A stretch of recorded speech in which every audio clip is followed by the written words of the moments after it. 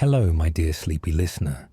Welcome to Sleepy Crown, where history's quiet tales gently carry you into dreamland. Tonight, we embark on a peaceful journey through the life of William FitzEmpress, the forgotten prince of medieval England, who lived and died in the shadow of his legendary brother, King Henry II. We'll softly explore the remarkable yet tragic story of this young nobleman, from his birth during England's brutal civil war known as the Anarchy, to his military service beside his royal brother, his proposed kingship of Ireland that never came to be, and finally to his heartbreaking death at age 27 that some say was caused by love, while others whisper of darker possibilities, all while the great forces of church and crown clashed around him in 12th century England. Before you drift away into peaceful slumber, please take a moment to like this video.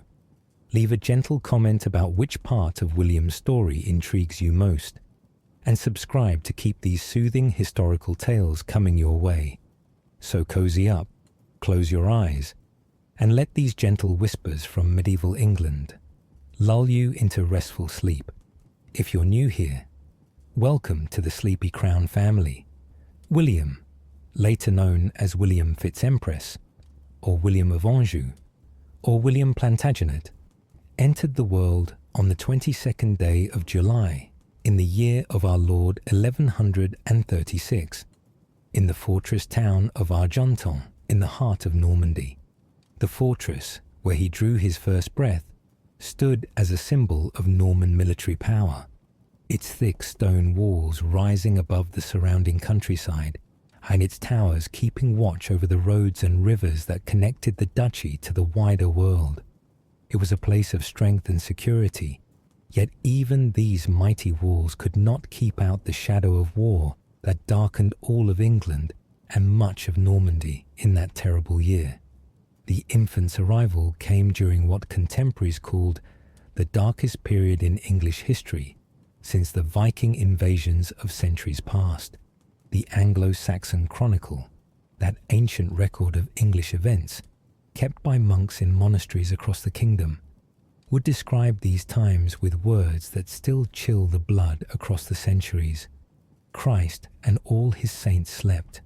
This simple, devastating phrase captured the horror of an age when God seemed to have turned his face away from England, when law and order collapsed, when brother fought brother, and when the strong preyed upon the weak without mercy or restraint. This was the Anarchy, an 18-year civil war that would tear the kingdom apart and shape every moment of the infant William's childhood and youth. The child born that summer day was no ordinary baby, though perhaps all mothers think their newborns extraordinary. William's mother was Empress Matilda, and in that title lay a story of its own. She had been born Matilda of England, the only surviving legitimate daughter of King Henry I, a man who ruled England with an iron fist and demanded absolute obedience from his subjects. Her first marriage, arranged when she was merely a child of 8 years old, had been to Henry V, the Holy Roman Emperor, the most powerful ruler in all of Christendom, who claimed dominion over much of what we now call Germany and Italy. She had travelled to Germany as a girl, learned the German language and customs, been crowned empress in St. Peter's Basilica in Rome itself, and lived as consort to the emperor for 15 years until his death in 1125. When Emperor Henry died, Matilda was still a young woman, only 23 years old, but she refused to abandon the imperial title she had earned through her marriage. Even after her return to England, even after her father King Henry I arranged a second marriage for her to a mere count, albeit the powerful Count of Anjou, she insisted on being called Empress Matilda. This was not mere vanity, though her contemporaries certainly accused her of excessive pride. The title of Empress placed her above all other nobles in the complex hierarchy of medieval society. It gave her a dignity and status that even a queen could not claim, for the Holy Roman Empire was considered the successor to ancient Rome itself. and its rulers stood at the very pinnacle of earthly power, second only to the Pope in spiritual authority. Matilda's second husband and William's father was Geoffrey of Anjou, called Plantagenet, a name that would echo through centuries of English history, though Geoffrey himself never used it as a family name. Geoffrey was everything the old emperor had not been. Where the emperor had been mature, dignified and restrained, Geoffrey was young, vain and flamboyant. He had been born on the 24th of August, 1113, making him barely 15 years old when he was married to the 26-year-old widowed Empress in the summer of 1128. And imagine the scene at their wedding in Le Mans. A sophisticated woman who had ruled as Empress of the Romans being married to a red-haired teenage boy who loved to show off his prowess in tournaments and who wore bright yellow flowers in his hat. The marriage had been arranged by Matilda's father, King Henry I of England, for purely political reasons. The county of Anjou lay on the southern border of the Duchy of Normandy, which the English kings had held since William the Conqueror's time. For generations, the Counts of Anjou and the Dukes of Normandy had been enemies, fighting over border territories and fortresses. King Henry, who was both King of England and Duke of Normandy, wanted to end this long rivalry by marrying his daughter to Geoffrey, the heir to Anjou. The alliance would secure Normandy's southern border and give Henry a powerful ally rather than a dangerous enemy. But turning political calculation into marital happiness proved impossible. From the very beginning, the match was troubled. Matilda, proud of her imperial status and accustomed to the sophisticated court life of Germany, found herself married to a boy count from what many Normans considered a barbarous backwater. Geoffrey, for his part, was determined to assert his authority over his much older and more experienced wife. He was a man of considerable pride himself, and he would not accept being treated as inferior, even if his bride had once been an empress. They quarrelled frequently and bitterly.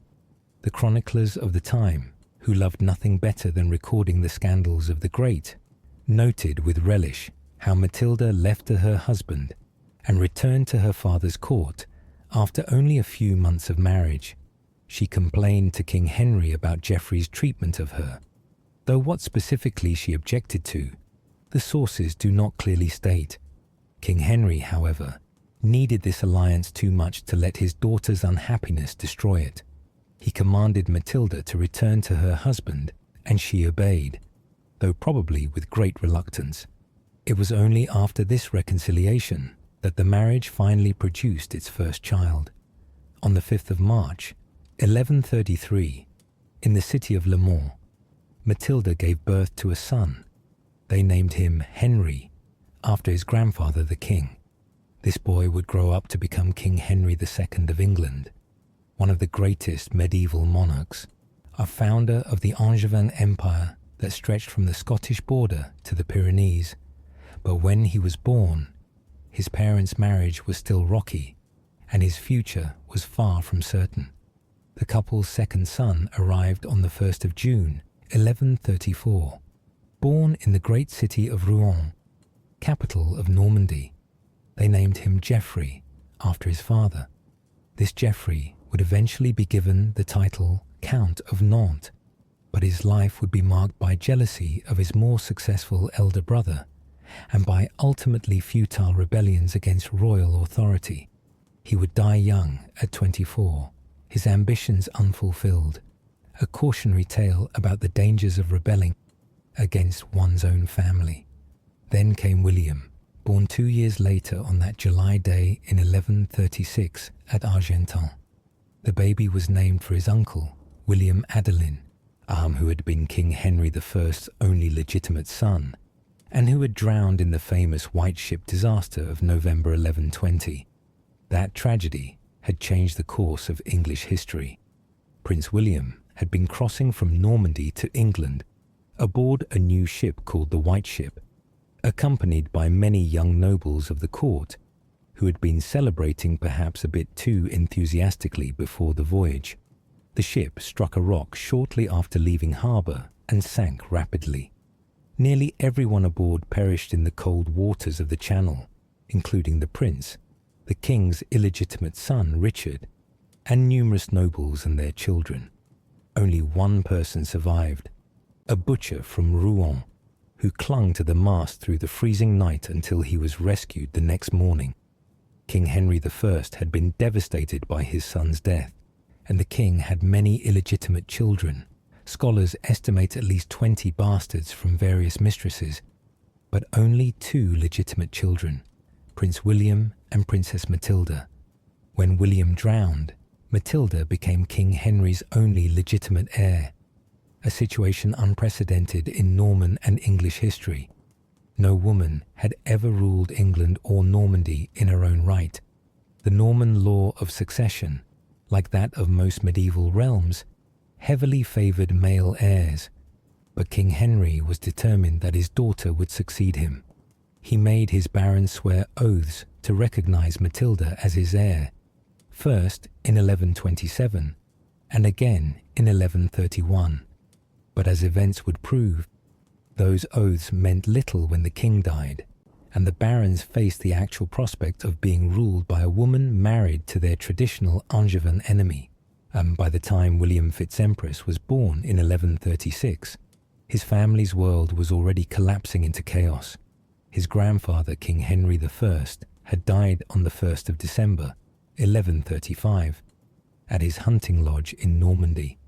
The king was 67 years old, an advanced age for the time, and according to the chroniclers, he died from eating too many lampreys, a type of eel-like fish to which he was apparently allergic, but which he loved to eat despite his physician's warnings. Whether this diagnosis was accurate or whether Henry died of some other malady we cannot know, but dead he certainly was, and his death plunged the realm into crisis. Matilda was far away in Normandy with her husband Geoffrey when her father died. She was pregnant with William at the time, her belly swelling with the child who would be born 7 months later. Her pregnancy made rapid travel difficult, and the winter seas between Normandy and England were dangerous even in the best conditions. While Matilda remained in Normandy, unable to rush to England to claim her inheritance, her cousin Stephen of Blois moved with lightning speed to seize the throne. Stephen was the son of Adela, who was King Henry I's sister, making Stephen the old king's nephew. Stephen had been raised at King Henry's court from the age of 10, and the king had shown him great favour, granting him extensive lands in England and Normandy, and arranging his marriage to Matilda of Boulogne, a wealthy heiress in her own right. Stephen had been among those who swore oaths to recognise Empress Matilda as Henry's heir. But when King Henry died and Matilda was far away in Normandy, pregnant and unable to travel, Stephen saw his opportunity and took it without hesitation. Stephen rushed from his lands in Boulogne to England, crossing the Channel with a small armed force. He went directly to London and won the support of the Londoners, who were always important in determining who would be king. More crucially, he secured the backing of his brother Henry of Blois, who was both Bishop of Winchester and papal legate for England, making him the most powerful churchman in the kingdom. With the church's support and the Londoners' acclaim, Stephen had himself crowned King of England at Westminster Abbey on the 22nd of December, 1135, barely 3 weeks after King Henry I's death. Stephen's claim to the throne was legally weak. He was not the designated heir, Matilda was. His justification rested on several arguments, none of them particularly convincing. He claimed that King Henry had changed his mind on his deathbed and released his barons from their oaths, designating Stephen as his successor instead. This claim was almost certainly false, but there were no reliable witnesses to contradict it. He also argued that England needed a male ruler who could lead armies in battle and provide strong government, implying that Matilda as a woman could not do these things. Finally, he emphasized that the barons had sworn their oaths reluctantly and had been coerced by King Henry, and that those oaths had been conditional on Matilda remaining unmarried. Once she married Geoffrey of Anjou, Stephen claimed, the oaths became void. These justifications may have been weak, but they were enough for many English barons who were looking for an excuse to avoid being ruled by Matilda.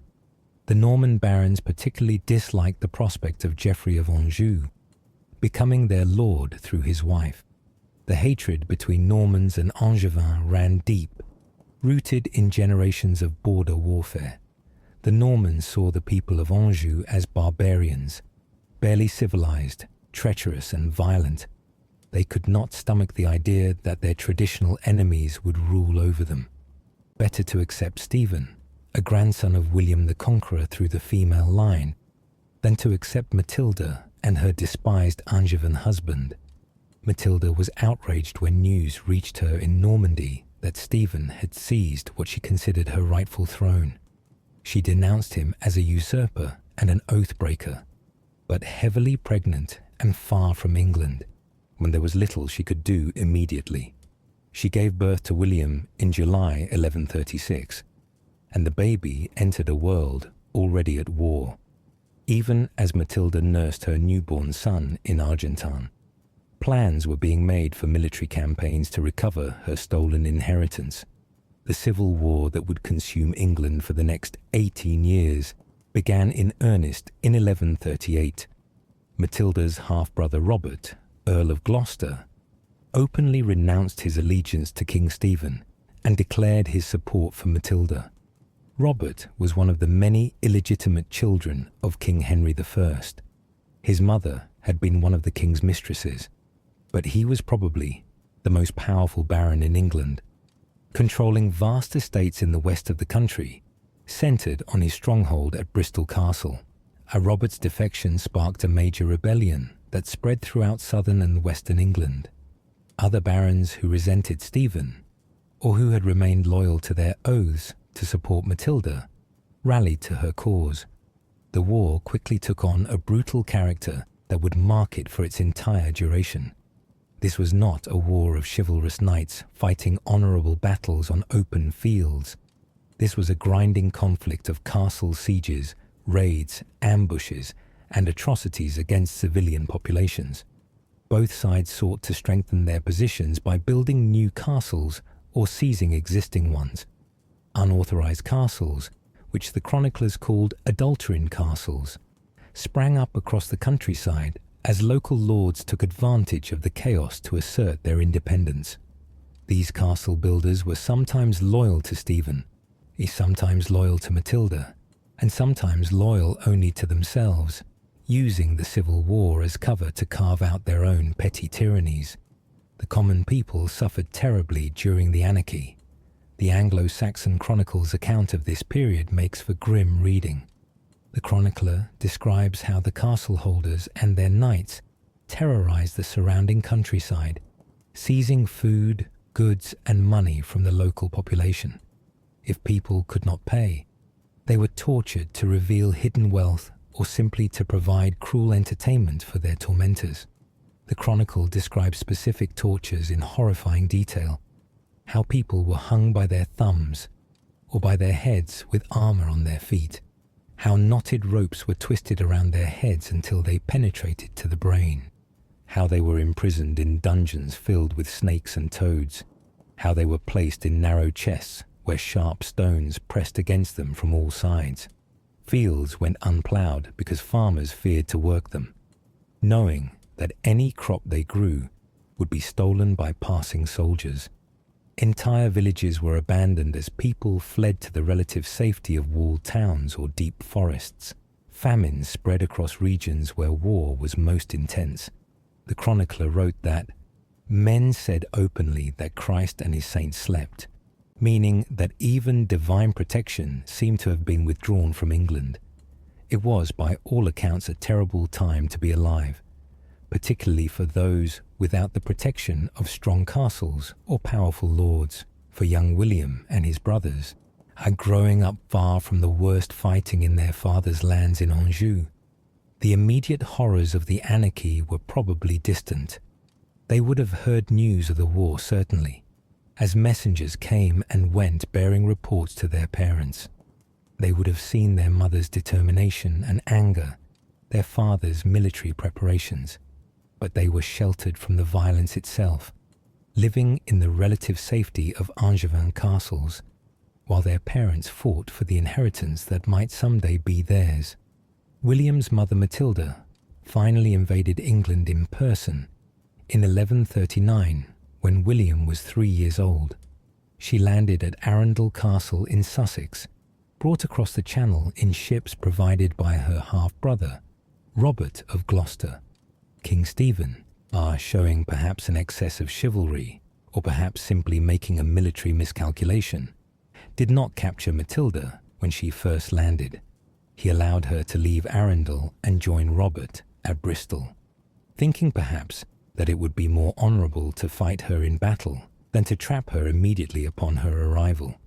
This decision would haunt Stephen for years to come, as Matilda proved to be a formidable opponent. The war swung dramatically back and forth between the two sides.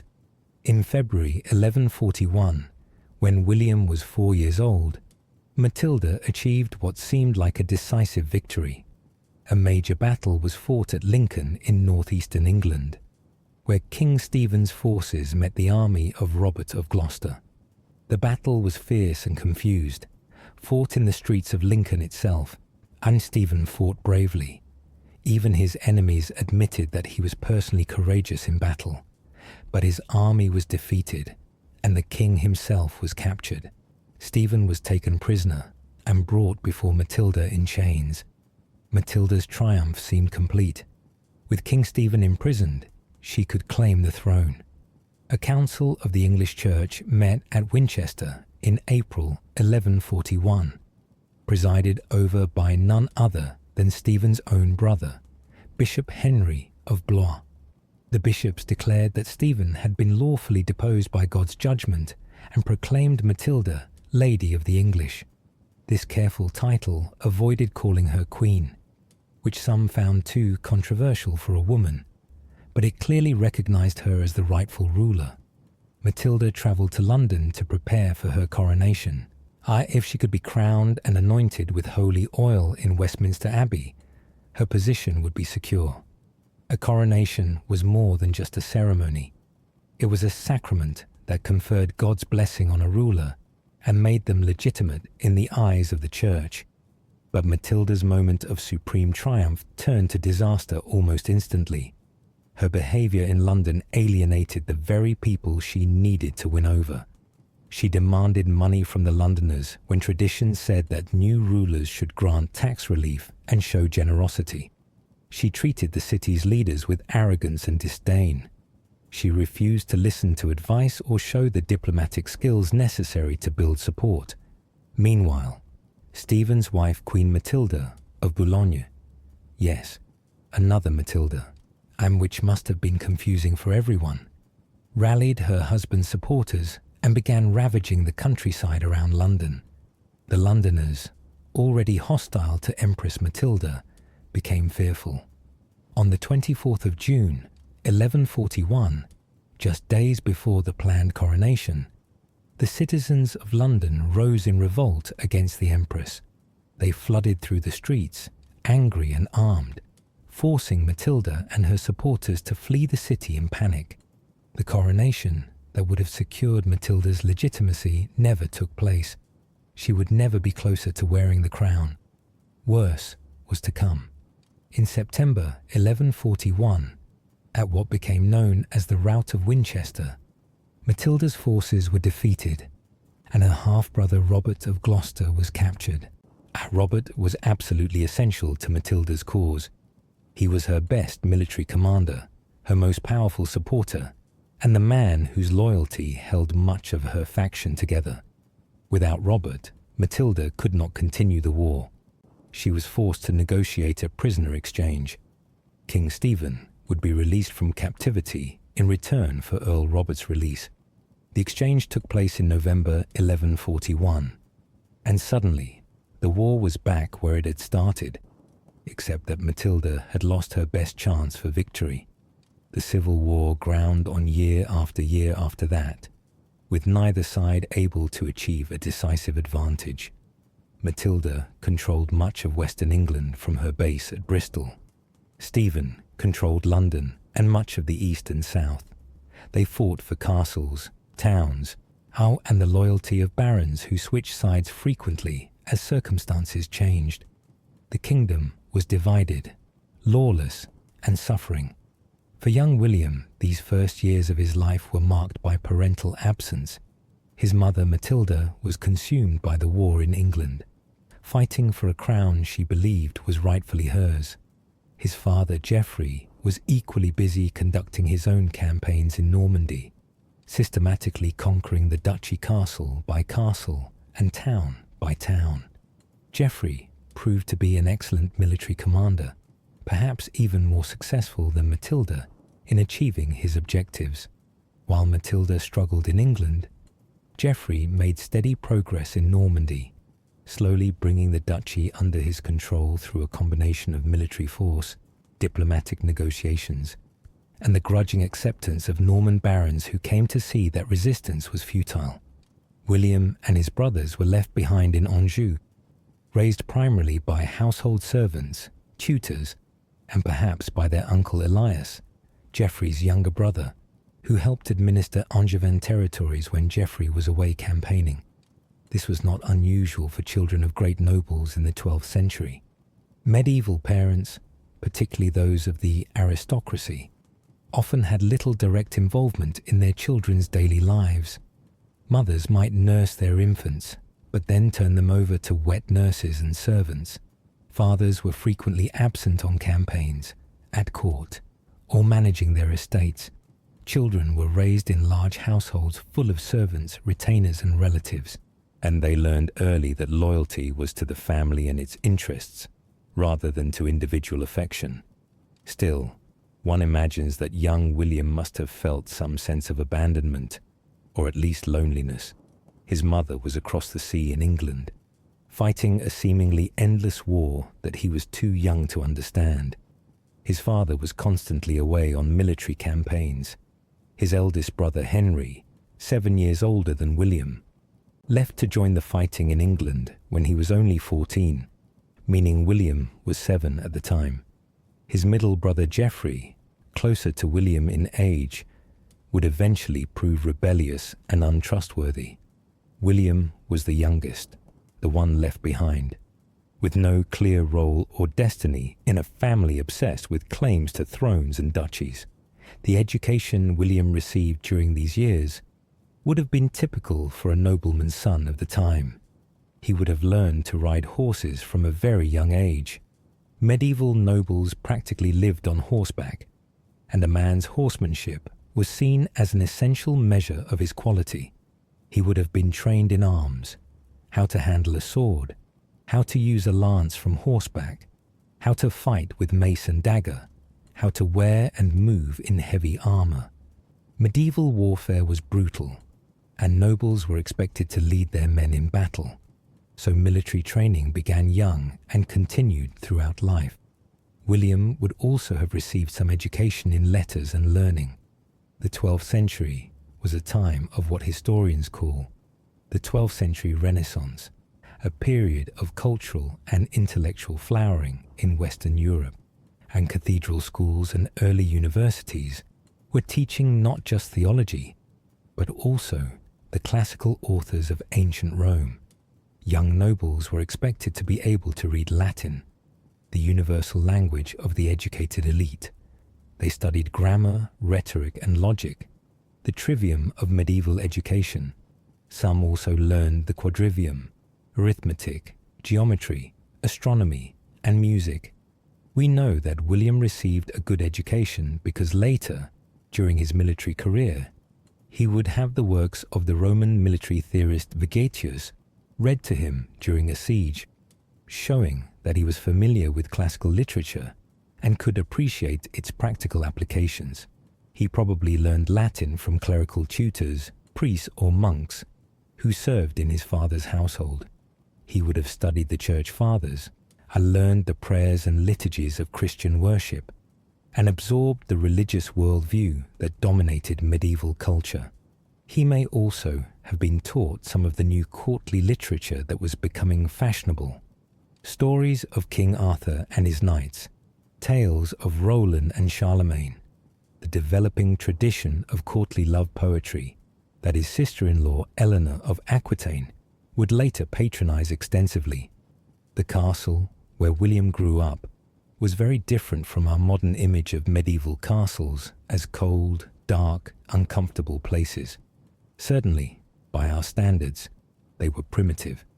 No central heating, no running water beyond what servants carried in buckets, no glass in many windows, no sanitation beyond chamber pots and garderobe latrines that simply dropped waist-down shafts into pits or moats below. But, by the standards of the time, noble castles were comfortable and even luxurious. They were furnished with colourful tapestries that hung on the walls for decoration and insulation. There were carved wooden furniture, feather beds with linen sheets, braziers for heat, and candles and torches for light. The great hall, where the household gathered for meals, would have been a lively place, full of the sounds of conversation, music from minstrels, dogs begging for scraps, and servants bustling about. William would have been present at numerous feasts in his father's hall, learning the manners and social skills expected of a nobleman. Medieval meals among the aristocracy were elaborate affairs with multiple courses. Though the cuisine was very different from what we might expect, meat was heavily spiced to mask the taste of preservation. There was no refrigeration, so meat was either freshly killed or preserved through salting, smoking, or drying. Bread was a staple at every meal. Wine was common, though the quality varied greatly. Ale and beer were drunk in vast quantities because water was often unsafe to drink in towns and cities. The wealthy might eat swan, peacock, venison, wild boar, and elaborate pies containing multiple types of meat and birds. Meals were eaten with the fingers and knives. Forks were not yet in common use, and pieces of stale bread called trenchers served as disposable plates. Young William would have participated in the entertainments that were part of court life. There would have been musicians playing harps, lutes, and drums. Acrobats and jugglers might visit.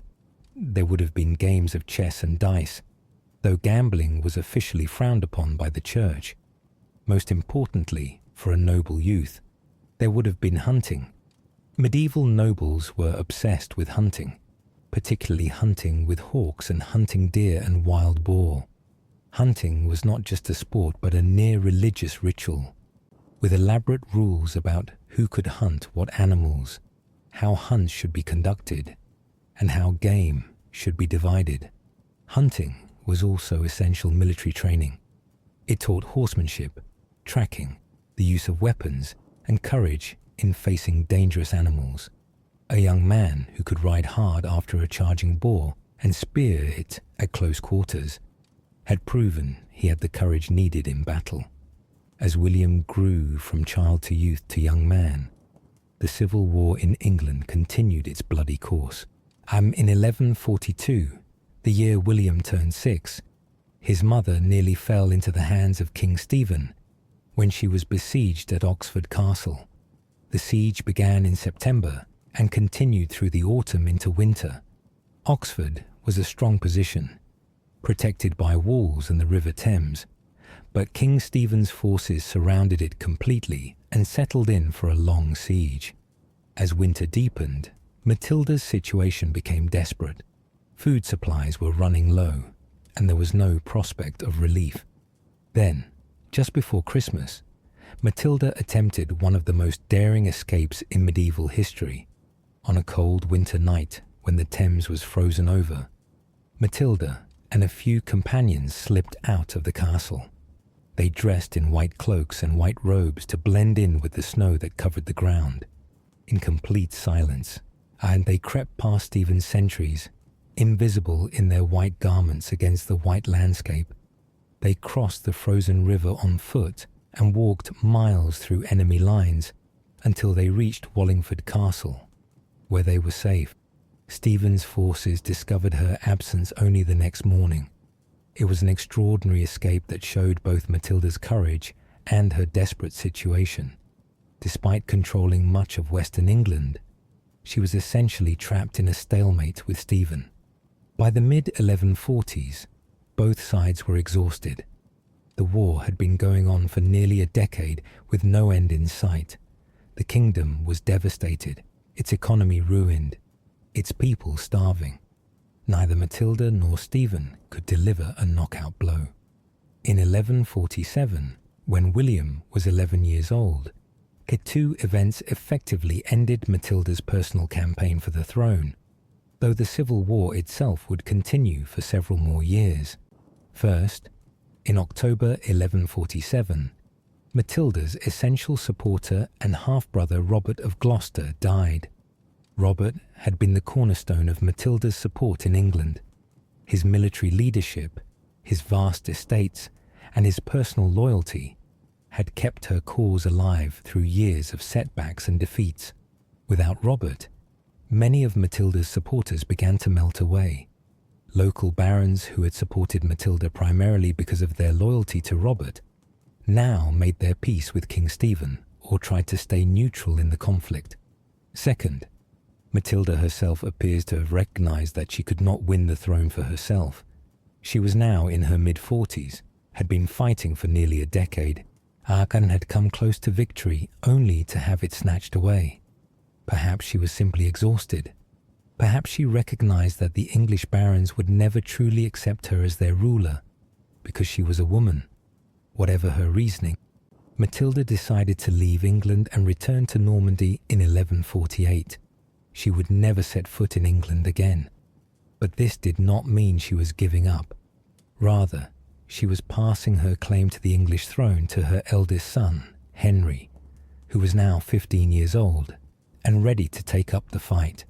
During these same years, William's father Geoffrey had been far more successful in Normandy than Matilda had been in England. Geoffrey had conducted annual campaigns into the duchy, steadily conquering it piece by piece. By 1144, after years of persistent warfare, Geoffrey had conquered enough of Normandy to march into the capital city of Rouen and take control of it. The Norman barons, exhausted by years of warfare and recognizing that Geoffrey was not going to give up, gradually submitted to him. Geoffrey assumed the title of Duke of Normandy, ruling the duchy in right of his wife Matilda, who was the granddaughter of William the Conqueror, and had a legitimate claim to Normandy as well as to England. For the next 5 years, Geoffrey ruled Normandy with considerable success. He proved to be an able administrator and a strong military leader. He put down rebellions, enforced justice, and brought order to a duchy that had been torn by civil war and border conflicts for years. In 1149, Geoffrey and Matilda jointly decided to cede the duchy to their eldest son Henry, who was now 16 years old. Henry became Duke of Normandy in his own right, receiving formal recognition of his title from King Louis VII of France, who was technically the overlord of Normandy, since the duchy was theoretically a fief held from the French crown. This meant that young Henry now held one of the most important titles in France. As Duke of Normandy, he controlled a wealthy, populous, and strategically important territory. He also stood to inherit the county of Anjou from his father, and had a claim to the kingdom of England through his mother. He was becoming one of the most powerful nobles in Western Europe, and he was still a teenager. For his younger brothers Geoffrey and William, Henry's rising power meant that their own futures depended entirely on Henry's goodwill. They had no independent inheritances and no lands of their own. Everything they would eventually receive would come from Henry's generosity. In 1151, when William was 15 years old, his father Geoffrey died suddenly. Geoffrey Plantagenet, Count of Anjou and Duke of Normandy, had been travelling back from a royal council when he was struck down by fever. He managed to reach the castle at Château du Loir, one of his fortresses, but he could go no further. The fever consumed him rapidly. He arranged for charitable bequests and gifts to the church, as any pious nobleman would do on his deathbed, and then died on the 7th of September, 1151. He was only 38 years old, still in his prime, and his death was completely unexpected. Geoffrey's sudden death raises interesting questions. Medieval sources do not provide detailed medical information, so we can only speculate about what killed him. Fever could mean almost anything in medieval terms: an infection, pneumonia, some kind of sudden illness. The Middle Ages were a time when people died quickly and unexpectedly from diseases that today would be easily treatable. There was no understanding of germ theory, no antibiotics, no ability to fight serious infections. A cut that became infected could kill. Pneumonia was frequently fatal. Appendicitis or other internal ailments were death sentences. Geoffrey's fever could have been any of these things, and we will never know for certain what killed him. Geoffrey was buried at the Cathedral of St. Julian in Le Mans, one of the great churches of his domains. His widow, Empress Matilda, who survived him by 16 years, commissioned a beautiful enamel funerary plaque to be placed on his tomb. This plaque is one of the earliest examples of heraldry in European art. It shows Geoffrey in full armour, holding a sword and a shield. The shield is painted blue and bears the image of several golden lions, the same heraldic beasts that would later become part of the royal arms of England. This plaque survives today and can be seen in the Museum of Archaeology and History in Le Mans, a tangible connection to this distant past. Geoffrey's death left his 3 sons in a complicated situation regarding their inheritance. According to Geoffrey's will, the eldest son Henry should inherit the county of Anjou and continue to hold it until he became King of England. At that point, Anjou was supposed to pass to the second son Geoffrey. The county of Maine, which Geoffrey Plantagenet had inherited from his mother, was also to go to Henry initially.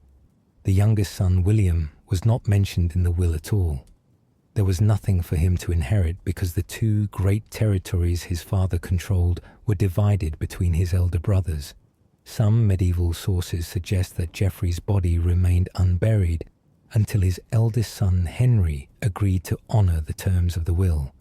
This story may be an exaggeration or fabrication designed to emphasize the drama of the succession, but it hints at the tensions that could arise when a father tried to divide his lands among multiple sons. Henry, who was now 18 years old and Duke of Normandy, may well have been reluctant to commit to giving up Anjou to his brother Geoffrey at some future date. Why should he give up this wealthy and strategically important county just because he might eventually gain the crown of England? He might want to keep both. The year after Geoffrey's death brought a development that would dramatically change the family's fortunes. In May 1152, Henry, now Count of Anjou and Duke of Normandy, married Eleanor of Aquitaine in one of the most spectacular matches of the medieval period. Eleanor was about 30 years old, making her 11 years older than 19-year-old Henry. She had just obtained an annulment from her first husband, King Louis VII of France, after 15 years of marriage. The annulment was granted on grounds of consanguinity. They were related within the 4th degree, which the church rules of the time considered too close for marriage. In reality, their relationship had been unhappy for years. Louis was deeply pious, almost monkish in his habits, while Eleanor was vivacious, cultured, and independent-minded. They had produced 2 daughters but no son, which was seen as a failure. The annulment gave them both a chance to escape an unhappy marriage. Eleanor of Aquitaine was one of the most remarkable women of the entire Middle Ages. She was Duchess of Aquitaine in her own right, having inherited the duchy from her father when she was 15. Aquitaine was enormous. It covered roughly a third of what is now France, stretching from the Loire River in the north to the Pyrenees in the south, from the Atlantic coast in the west to the Massif Central in the east. It was larger and wealthier than the domain controlled directly by the King of France himself, and Aquitaine produced excellent wines, had important ports, and its capital Poitiers was a centre of culture and learning. Eleanor was cultured, educated, and politically astute. She spoke several languages, patronized poets and musicians, and would later become famous for promoting the ideals of courtly love and chivalric romance. Henry and Eleanor were married just 8 weeks after her annulment from Louis VII, which scandalized many contemporaries who thought she should have waited longer before remarrying. But Eleanor had no interest in waiting. She and Henry appeared to have been genuinely attracted to each other. There were even rumors, probably untrue but widely circulated, that Eleanor had previously had an affair with Henry's father Geoffrey during her marriage to Louis, and that this had contributed to her marital problems. Yet whether or not there was any truth to such scandalous gossip, Eleanor's marriage to Henry was certainly both a love match and a brilliant political alliance. For Henry, marrying Eleanor brought him her vast duchy of Aquitaine.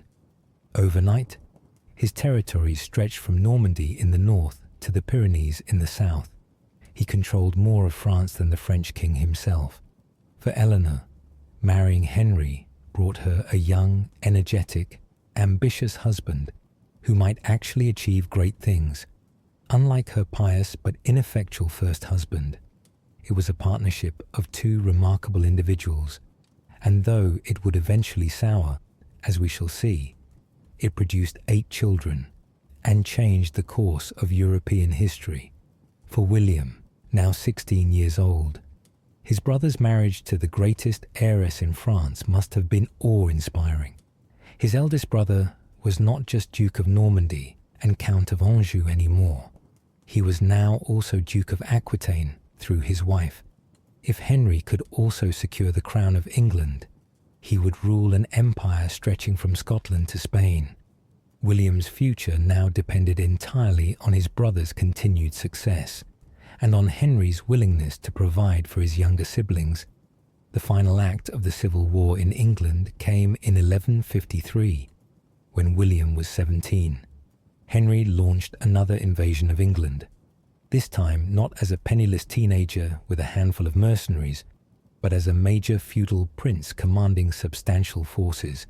He landed with an army and began campaigning against King Stephen. But by this point, both sides were utterly exhausted by 19 years of war. King Stephen was now about 60 years old, untired and worn down by decades of fighting. More importantly, his eldest son and heir Eustace had died suddenly in August 1153, possibly from illness, possibly from choking at a feast. The sources are unclear. With Eustace dead, Stephen had lost his main reason to continue fighting. His remaining son, William of Blois, was alive but seemed less interested in kingship than in simply holding on to his lands. Negotiations began between Henry and Stephen. Various powerful nobles and churchmen mediated between them, all eager to end a war that had devastated the kingdom and enriched no one except bandits and mercenaries. The result was the Treaty of Wallingford, sometimes also called the Treaty of Winchester, agreed upon in November 1153. The terms were simple and elegant. Stephen would remain King of England for the rest of his natural life, retaining all the dignity and authority of his position. But Henry would be recognized as Stephen's adopted son and heir, and would succeed to the throne upon Stephen's death. Stephen's biological son, William of Blois, would be passed over in the succession. though he would receive substantial lands and compensation. The treaty effectively ended the anarchy. After 19 years of civil war, England would finally have peace. The kingdom could begin to recover. Order could be restored. Castles could be torn down. Laws could be enforced. Fields could be ploughed without fear of marauding soldiers. The treaty was a remarkably sensible compromise that gave Stephen the dignity of dying as king, while ensuring that the crown would pass to Henry, who clearly had both the military power and the administrative ability to rule effectively. King Stephen did not live long to enjoy the peace. He died less than a year after the treaty, on the 25th of October, 1154, probably at Dover. He was buried at Faversham Abbey in Kent, a monastery he had founded. Stephen's reign had been marked by civil war and chaos, but he was not necessarily a bad man, or even a particularly bad king. He was simply caught in an impossible situation, having seized a throne that another had a better claim to, and then having to fight endlessly to keep it. History has not been kind to Stephen, remembering him primarily for the disorder of his reign, but perhaps he deserves some sympathy as a man who tried to make the best of circumstances he himself had created. On the 19th of December, 1154, barely 2 months after Stephen's death, Henry was crowned King Henry II of England at Westminster Abbey. He was 21 years old. His wife Eleanor, crowned queen beside him, was 32. Their infant son William, born earlier that year, had died at just a few months old. Another William who did not live to grow up, but Eleanor would bear many more children in the years ahead. Henry's mother, Empress Matilda, now 52 years old, remained in Normandy and never returned to England. But she must have felt profound satisfaction that her son had achieved what she herself could not, the crown of England that she had fought for so long and so desperately now belonged to her bloodline. For William FitzEmpress, his brother's coronation marked a fundamental change in his life. William was now 18 years old, and his eldest brother was King of England. William's position was secure as long as he maintained Henry's favour. The question was what role the young nobleman would play in his royal brother's kingdom and court. King Henry II proved to be one of the greatest monarchs in English history, a ruler whose energy, intelligence, and administrative genius transformed both England and the vast territories he controlled in France. He was of medium height and powerfully built, and with the red hair he had inherited from his father and a tendency toward chubbiness that would worsen as he aged. He had grey eyes that could flash with anger or twinkle with humour. He was constantly in motion, unable to sit still for long, always pacing or riding or doing something active. Contemporaries marvelled at his seemingly inexhaustible energy. He could ride all day, handle administrative business in the evening, and still have energy for hunting or other activities. Henry dressed simply and cared little for the elaborate ceremonial dress that other kings favoured. He wore practical clothing suitable for riding and movement. He had a reputation for terrible rages. When angry, his face would turn red, his eyes would bulge, and he would sometimes throw himself on the floor in fury, thrashing about and apparently chewing on the rushes that covered medieval floors. But these rages passed as quickly as they came, and Henry was usually capable of calm, rational decision-making.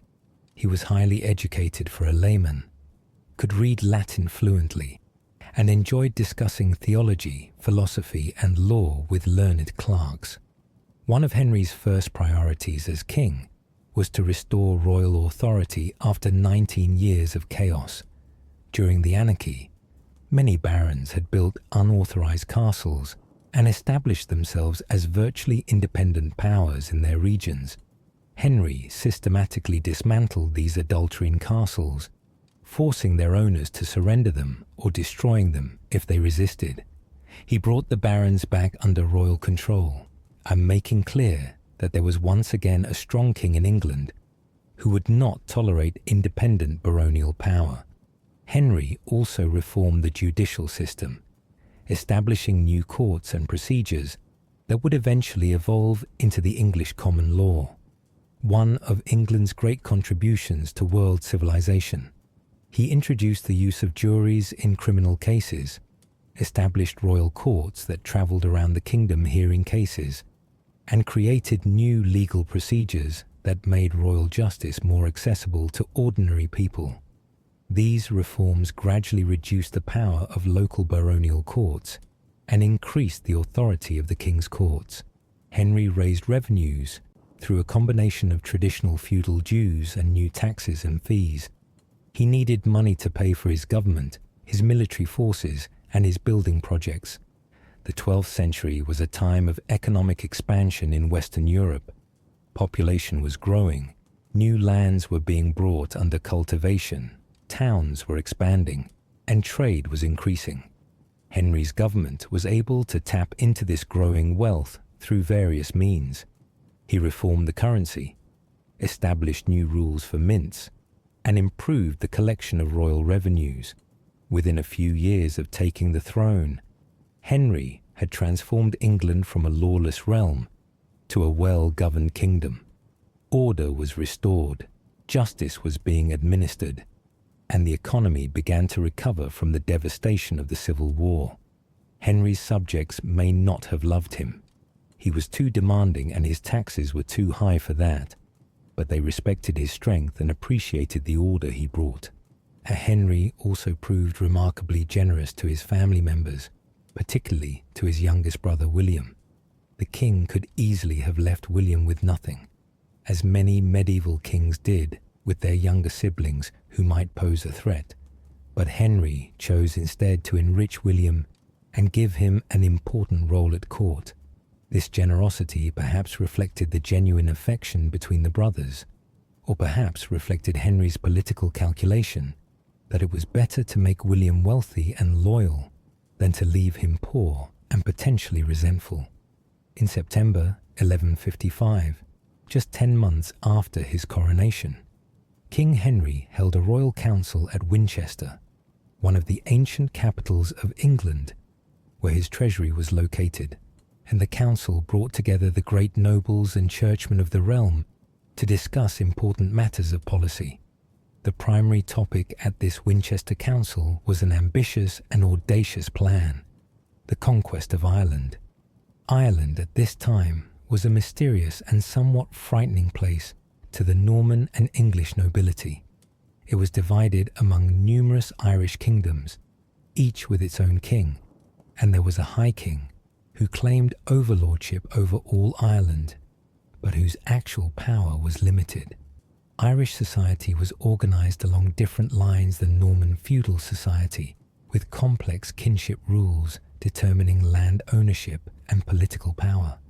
The Irish Church operated with considerable independence from Rome, following ancient Celtic traditions in some practices. To Norman eyes, Ireland was a barbarous, a half-pagan land in need of civilization and proper Christian governance. There were several motivations behind Henry's Irish invasion plan. One was religious. Pope Adrian IV, the only Englishman ever to become pope, had issued a papal bull called Laudabilita in 1155, or something very similar to it. Historians debate the exact authenticity of the document. This bull purportedly granted Henry the right to invade Ireland, to bring its church into full conformity with Roman practice, and to extend proper Christian governance to the island. John of Salisbury, secretary to the Archbishop of Canterbury, and a personal friend of Pope Adrian, had made what chroniclers called an extraordinary intervention at the papal court, calling for Norman involvement in Ireland to reform what he portrayed as its barbaric and impious people. And this religious justification was probably more pretext than genuine motivation, but it was useful. Medieval rulers liked to have religious approval for their wars of conquest, and having a papal bull authorizing the invasion gave Henry the moral high ground, at least in theory. In reality, the motivations were probably more practical and political. Invading Ireland would extend Henry's power westward. It would provide lands that could be granted to supporters and younger sons. It would eliminate any possibility that Ireland might be used as a base by Henry's enemies. Some nobles worried that the French or the Scots might establish themselves in Ireland and use it to threaten England's western coast. Most intriguingly for our story, Henry proposed to give Ireland to his youngest brother William, making William King of Ireland, and this was an extraordinarily generous plan. If it succeeded, William would rule an entire kingdom as Henry's vassal and ally. He would be King William of Ireland, founding an Irish royal dynasty.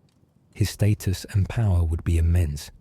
No longer would he be merely the king's younger brother, dependent on royal favour for his lands and wealth.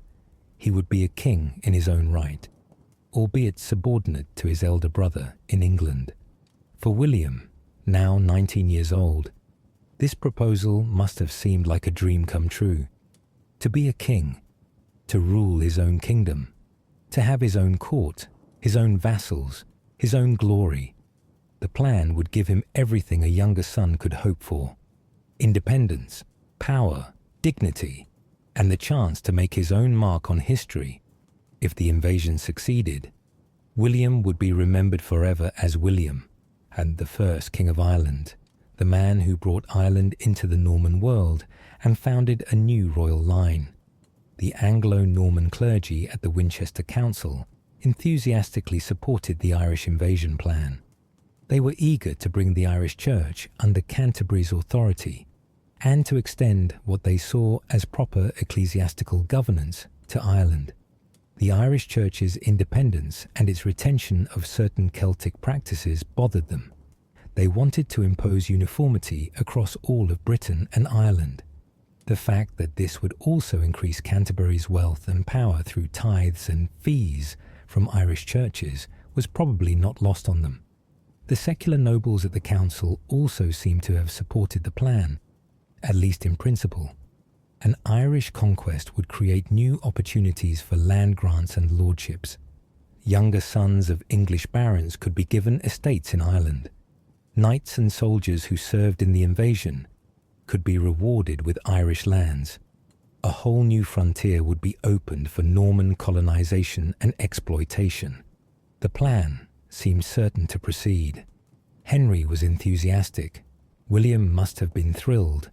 The clergy and nobles supported it, and papal approval had been obtained. Ships would be gathered, an army would be assembled, and Ireland would be invaded. But then one person objected, and her objection was decisive. Empress Matilda, Henry's mother and William's grandmother, who was living in retirement in Normandy, declared that she did not consider Ireland worth conquering. Her opposition to the plan may have been based on practical military considerations. She may have thought that Ireland would be difficult to conquer and expensive to hold, that it would drain resources better spent on maintaining and defending Henry's existing territories in England and France. The medieval Irish were formidable warriors, skilled in guerrilla warfare and fighting in their own terrain. They might prove much harder to defeat than the Anglo-Norman nobles expected. Alternatively, Matilda may simply have felt that Ireland was a poor, backward land beneath the dignity of her family. Why should her grandson William be made king of a barbarous, poverty-stricken island, when he could perhaps be given lands in rich Normandy or prosperous England instead? Better to keep William close and useful, rather than sending him off to rule a wild, remote kingdom, where he might get killed in some skirmish with Irish warriors. Whatever Matilda's reasoning, her opposition was decisive. Henry respected his mother's judgment. She had, after all, spent years fighting for the very crown he now wore, and she was an experienced politician and military strategist. If she thought the Irish invasion was a bad idea, Henry was willing to listen. The plan was abandoned. No invasion fleet was assembled. No army crossed to Ireland. William's chance to be a king vanished as quickly as it had appeared. For William, the disappointment must have been crushing. He had been so close to achieving independent power and glory. For a brief moment, he had been the king designate of Ireland, and now he was just the king's younger brother again, dependent on Henry's generosity for everything. The crown that had been within his reach was snatched away, not by military defeat or political opposition, but by his grandmother's declaration that Ireland wasn't worth bothering with. It must have been a bitter lesson in how easily the plans and dreams of younger sons could be discarded when their elders decided differently. Interestingly, Ireland would eventually be invaded by English forces, but not until 1169, 15 years later, and 5 years after William's death. That invasion began not as a royal project, but as an adventurous intervention by Norman lords from Wales, who went to Ireland to help an exiled Irish king recover his throne. Henry II would only follow afterward, in 1171, hard to assert his own authority over the Norman adventurers who had conquered parts of Ireland for themselves. By that time, of course, William was long dead. If he had lived, and if the 1155 invasion plan had proceeded, he might have been King of Ireland for 15 years by the time of the historical invasion. History might have turned out very differently, but this is speculation. The invasion was cancelled. William never became king, and Ireland remained unconquered until after his death. Although the Irish kingship did not materialize, Henry did not leave his younger brother empty-handed. On the contrary, Henry made William one of the wealthiest men in England and Normandy. The king granted William 7 substantial manors in England, carefully distributed across some of the kingdom's richest counties. And these were not minor properties, but major estates generating substantial annual incomes from rents, fees, and agricultural production. William's English estates included Malden in Essex, a prosperous market town on the Blackwater River, where salt was produced and trade flourished.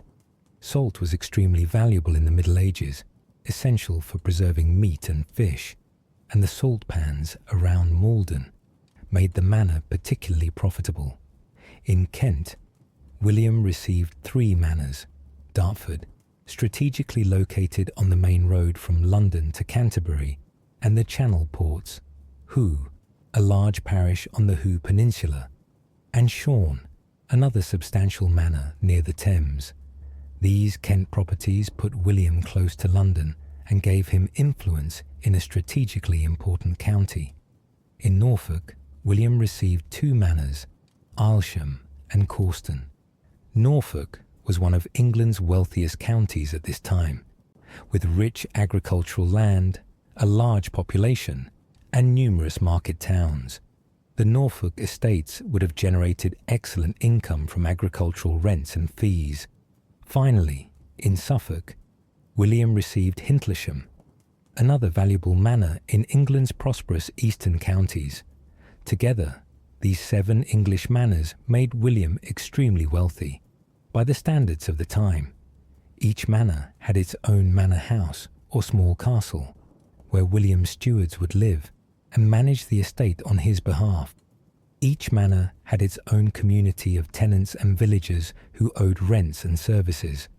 The manors produced grain, livestock, wool, and other agricultural products that could be sold at market. They generated cash income from various feudal dues and fees. The total annual income from all 7 manors would have been many hundreds of pounds per year, a fortune in an age when a skilled craftsman might earn only a few pennies per day. In Normandy, Henry granted William even more substantial holdings. William was made Viscount of Dieppe, one of the most important towns in the duchy. Dieppe was a major port on the Channel coast, directly across from England. Ships constantly sailed between Dieppe and English ports, carrying goods, passengers, and messages. As Viscount of Dieppe, William had authority over the town's administration, collected port fees and tolls from ships using the harbour, held judicial authority over the region, and controlled the surrounding countryside. The Viscountcy of Dieppe was not just lucrative, but also strategically vital. Control of channel ports was essential for maintaining communications between England and Normandy. Henry needed to ensure that Dieppe was in absolutely reliable hands, and who more reliable than his own brother? By making William Viscount of Dieppe, Henry secured the loyalty of this crucial port, while providing his brother with substantial income and an important position. With these grants, William became one of the greatest nobles in Henry's realm. He was not merely wealthy, he was immensely wealthy. He was not merely titled, he held a viscountcy in Normandy and controlled major estates in England. He had lands on both sides of the English Channel, just like the greatest Anglo-Norman barons. He had his own household of knights, clerks, servants, and retainers. He could live in the style appropriate to a prince of the blood, armed with fine clothes, good horses, hunting hawks, and all the luxuries of noble life. More importantly, William had no administrative responsibilities that would burden him. The manors he held were managed by stewards and bailiffs, who handled the day-to-day work of collecting rents, supervising agriculture, and maintaining order. William could enjoy the income from his lands without having to personally manage them. Similarly, in Dieppe, local officials handled most of the actual governance, while William enjoyed the revenues and honours of his position. This left William free to devote himself to what he most enjoyed: military service to his brother the king, hunting and other noble pastimes, and life at Henry's court. William's life during these years was probably comfortable and pleasant. He attended Henry's court regularly, witnessing royal charters and participating in councils. He hunted in the royal forests. Henry was an obsessive hunter who loved the chase above almost everything else, and his brothers and nobles regularly joined him in pursuing deer, boar, and other game. William would have enjoyed the sophisticated court culture that Henry's queen, Eleanor of Aquitaine, brought with her from southern France. Eleanor's court was famous throughout Europe for its patronage of poetry, music, and literature. She encouraged the development of courtly love poetry and the idealization of chivalric conduct. Troubadours and poets flocked to her court to perform and to seek patronage. Stories of King Arthur and his Knights of the Round Table were being written and popularized during this period, creating idealized models of knightly behavior. At the concept of courtly love, the idea that a knight should devote himself to the service of a noble lady, worshipping her from afar and performing brave deeds in her honor, was taking shape in Eleanor's circles. William would have been exposed to all of this cultural richness. He would have heard troubadours sing of love and honor. He would have listened to stories of Arthur, Lancelot, and Guinevere. He would have absorbed the ideals of chivalric conduct, that a knight should be brave, loyal, courteous, generous, and devoted to the protection of the weak. How much of this actually influenced William's behavior we cannot know, but he could hardly have avoided being aware of these cultural trends that were so prominent at his sister-in-law's court. And William's relatively peaceful life was interrupted in 1156, when he was called upon to perform military service. His middle brother Geoffrey, who had been given various castles and estates by their father, but who felt he deserved more, rose in rebellion against King Henry. Geoffrey's rebellion was motivated by what he saw as unfair treatment regarding the division of their father's inheritance. According to their father's will, Geoffrey was supposed to receive the county of Anjou once Henry became King of England. Henry had become king in 1154, but 2 years later he still showed no signs of surrendering Anjou to Geoffrey. Geoffrey felt cheated and decided to take by force what he believed was rightfully his. Geoffrey seized several important castles, and including the great fortress of Chinon on the Vienne River in Anjou. Chinon was one of the strongest castles in the region, with massive stone walls and towers dominating a high rocky promontory above the river. It was also strategically located, controlling river crossings and important roads. By seizing Chinon, Geoffrey was issuing a direct challenge to Henry's authority over Anjou. Henry responded swiftly and decisively to this rebellion by his own brother.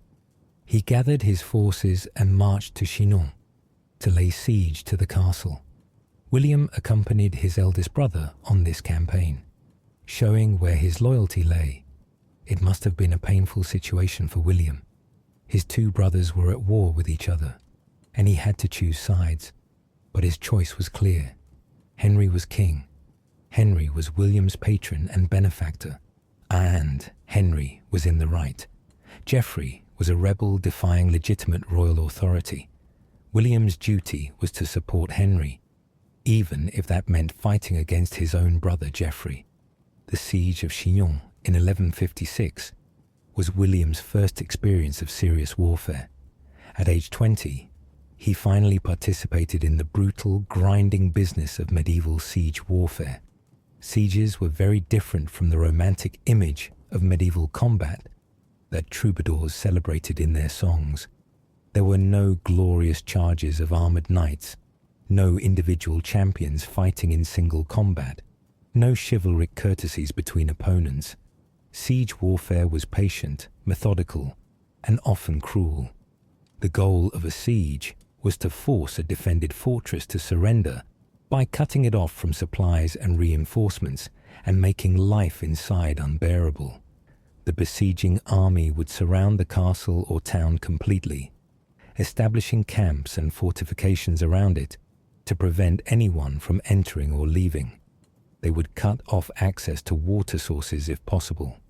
They would construct siege engines, trebuchets, mangonels, and catapults to hurl stones at the walls, trying to breach them or simply to terrorize the defenders. They might dig tunnels under the walls, shoring them up with wooden supports that would later be burned, causing the tunnel and the wall above it to collapse. They would use battering rams against gates. They would build siege towers on wheels that could be rolled up to the walls, allowing attackers to climb up and fight defenders at the top of the walls. Meanwhile, the defenders would shoot arrows and crossbow bolts at the besiegers. They would pour boiling water, a hot sand, or heated oil down on attackers trying to scale the walls. They would drop stones on siege engines and towers. They would make sorties, suddenly opening the gates to rush out and attack the besiegers' camps, trying to burn siege engines or disrupt the enemy's organization. Both sides would suffer from disease, as medieval armies had no understanding of sanitation, and epidemics could sweep through camps full of soldiers living in close quarters. The siege of Chinon dragged on for some time, with neither side gaining a quick advantage. Geoffrey's garrison held the fortress stubbornly, perhaps hoping for relief from Geoffrey's allies, or perhaps simply trying to make Henry give up and go away. But Henry was not the sort to give up easily. He maintained the siege patiently, tightening the noose around Chinon, cutting off all supplies and waiting for hunger and disease to do their work. William served in Henry's army during this siege, learning the hard lessons of medieval warfare. He learned patience, that sieges could last weeks or months. He learned the importance of logistics.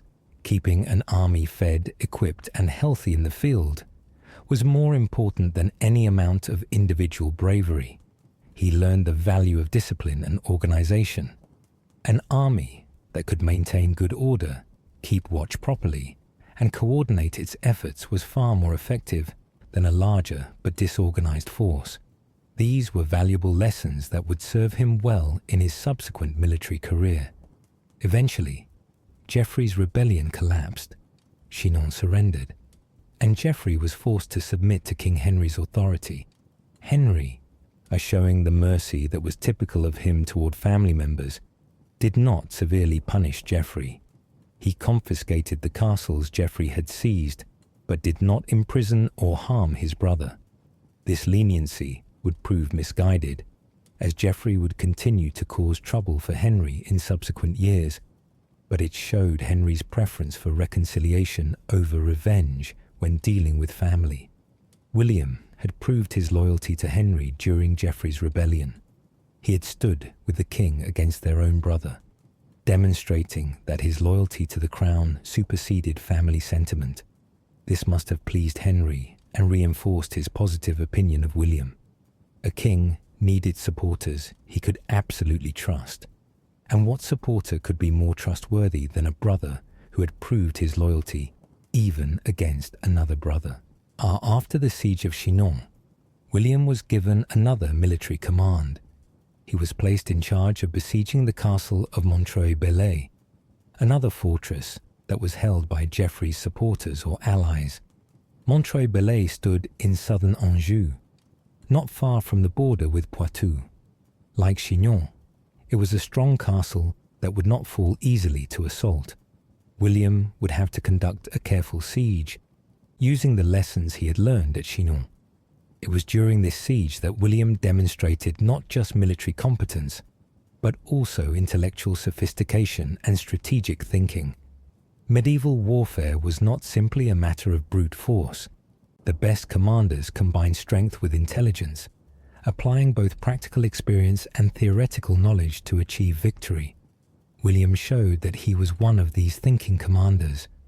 While directing the siege of Montreuil-Bellay, William had his clerks read aloud to him from the works of Vegetius, the ancient Roman military theorist whose manual De Re Militari, concerning military matters, was the most famous military treatise of the Middle Ages.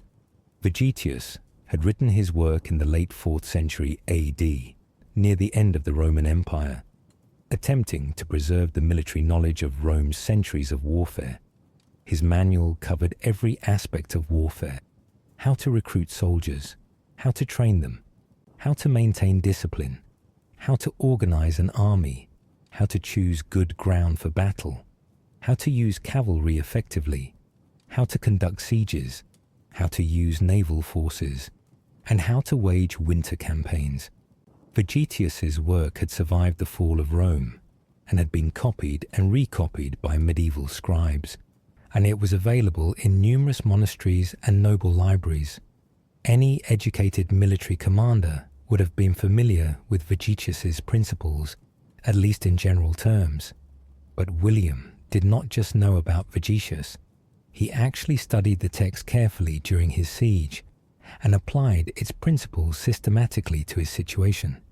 What specific advice from Vegetius did William apply?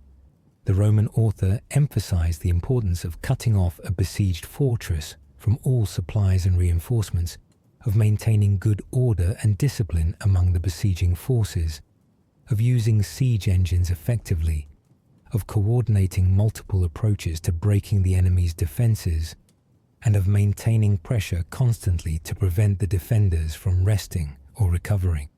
He discussed the psychology of sieges, how to break the defenders' morale and make them feel that surrender was inevitable. He emphasized that a successful siege required patience, preparation, and professional execution, rather than simple bravery. William studied these ancient Roman tactics and implemented them at Montreuil-Bellay. The medieval sources tell us that the castle surrendered the very next day after William applied Vegetius's methods. This remarkably quick success, turning a potentially long siege into a rapid capitulation, shows both William's intelligence in studying military theory and his skill in applying it practically. He was not merely a brave warrior who could fight with sword and lance.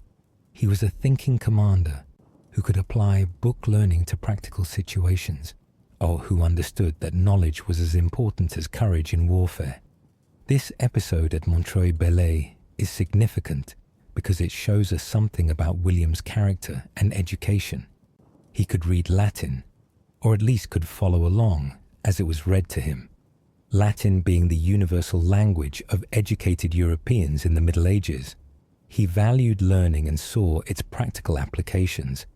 He was intellectually curious enough to study ancient texts and humble enough to think that a Roman author who had been dead for 7 centuries might teach him something useful. These qualities suggest that William was more than just a typical medieval warrior. He had both the physical courage of a knight and the intellectual sophistication of a scholar. The campaign against Geoffrey's rebellion eventually succeeded in subduing the rebellious brother. Geoffrey lost his castles and was forced to accept his subordinate position in Henry's realm. But Geoffrey did not accept defeat gracefully. He continued to scheme and plot against Henry, forming alliances with Henry's enemies, including King Louis VII of France.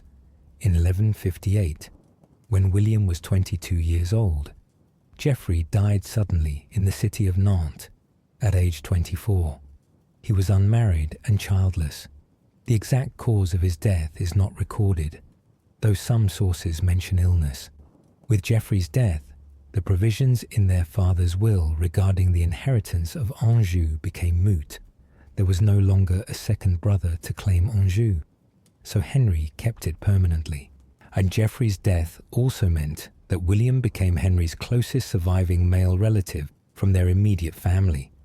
Their half-brother Hamelin of Anjou, illegitimate son of their father Geoffrey Plantagenet by a mistress, was also present at Henry's court and would prove loyal and useful. But William, as a legitimate son of Geoffrey and Matilda, held a special position in the royal family. He was the king's full brother, a prince of the blood, closest to the throne after Henry's own children. This position brought both honor and potentially danger. Throughout history, kings' brothers have sometimes been seen as threats to the throne, rivals who might gather ambitious nobles to challenge the king. But there is no suggestion that Henry ever viewed William as a threat. William appears to have been completely loyal to his brother, content with his subordinate position, and happy to serve Henry faithfully. During these years in the late 1150s, William's life probably fell into a comfortable pattern. He spent time at Henry's court, attending councils and feasts, witnessing royal charters. Many of these documents survive and list William among the witnesses, proving he was present at important royal business. He travelled with Henry as the king moved restlessly around his domains, never staying anywhere for long. Medieval kings had no fixed capital. They travelled constantly from one royal estate to another, consuming the food and supplies stored there before moving on to the next. William would have accompanied Henry on these progresses through England and across the Channel to Normandy and Anjou. William would have participated in the great royal hunts that were Henry's passion. Medieval kings and nobles were obsessed with hunting, which served both as sport and as military training. Hunting deer required skill in riding, tracking, and using weapons. Hunting wild boar, fierce animals that could kill horses and men with their tusks, required genuine courage. Hawking, the use of trained falcons and hawks to hunt birds and small game, was considered the most aristocratic form of hunting, requiring patience, skill, and extensive knowledge of the bird's training and care.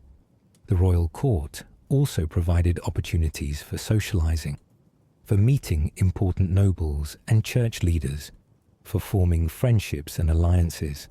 William would have known all the great men of Henry's reign, the bishops and earls and barons who governed the realm. He would have met visiting dignitaries from Scotland, France, Germany, and other realms. He would have been present at the weddings of nobles, the baptisms of their children, and the funerals of the great.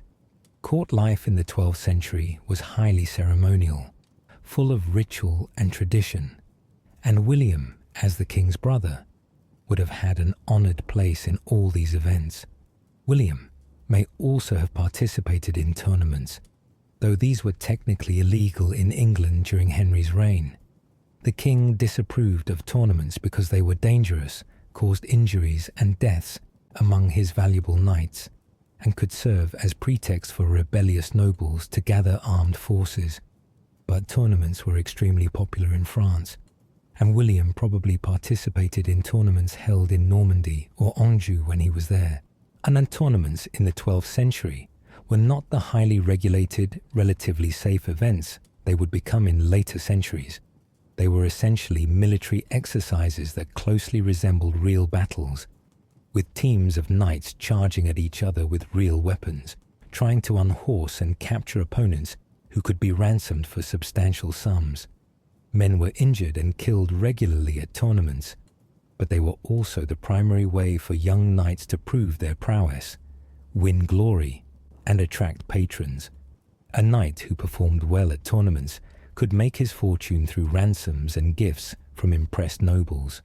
William's life during these years, from ages 20 to 26, seems to have been marked by comfort, honor, and opportunity. He had wealth, status, and his brother the king's favor. Or he had proved his military competence at Chinon and Montreuil-Bellay. He moved in the highest circles of Anglo-Norman society. His future seemed bright and secure.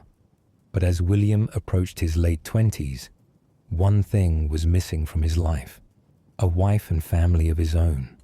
As a wealthy, well-connected nobleman, William needed to marry, both to secure his own lineage and to form alliances with other noble families.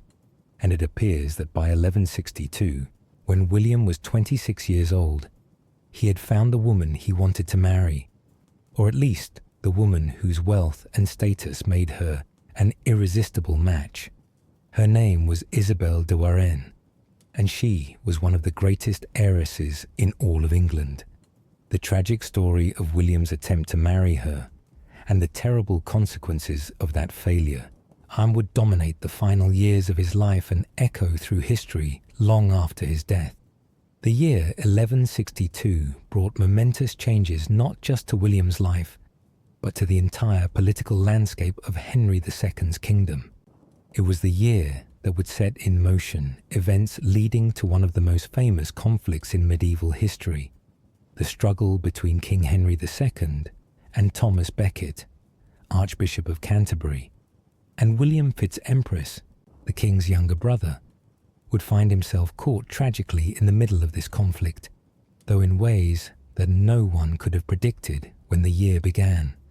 In June of 1162, King Henry appointed his closest friend and most trusted advisor, Thomas Becket, as Archbishop of Canterbury, and this appointment seemed brilliant at the time. Henry was placing his own man in the most powerful ecclesiastical position in England, ensuring that church and crown would work together harmoniously. But the appointment would prove to be one of the greatest miscalculations in English history, transforming a loyal friend into an intransigent opponent and setting the stage for tragedy. But before we fully explore the Becket appointment and its consequences, we must understand the woman at the center of William's story, Isabel de Warenne, Countess of Surrey in her own right, one of the wealthiest and most powerful heiresses in all of England and Normandy. Isabel had been born around 1137, making her approximately the same age as William, perhaps a year or two older. She was the only surviving child of William de Warenne, a third Earl of Warenne and Surrey, and his wife Adela of Ponthieu, daughter of William III, Count of Ponthieu. The de Warenne family was one of the most ancient and distinguished of the Norman families that had come to England with William the Conqueror in 1066. The first William de Warenne had been one of the Conqueror's most trusted companions and had been rewarded with vast estates in England, particularly in Yorkshire and Surrey. He and his wife Gundred, who may have been William the Conqueror's daughter, had founded Lewes Priory, one of the first Cluniac monasteries in England, establishing the family's reputation for piety as well as military prowess. Isabel's father, the third Earl, had been a supporter of King Stephen during the Anarchy, fighting at the Battle of Lincoln in 1141 on Stephen's side, and though without particular distinction, his forces had been routed early in the battle and he had fled the field.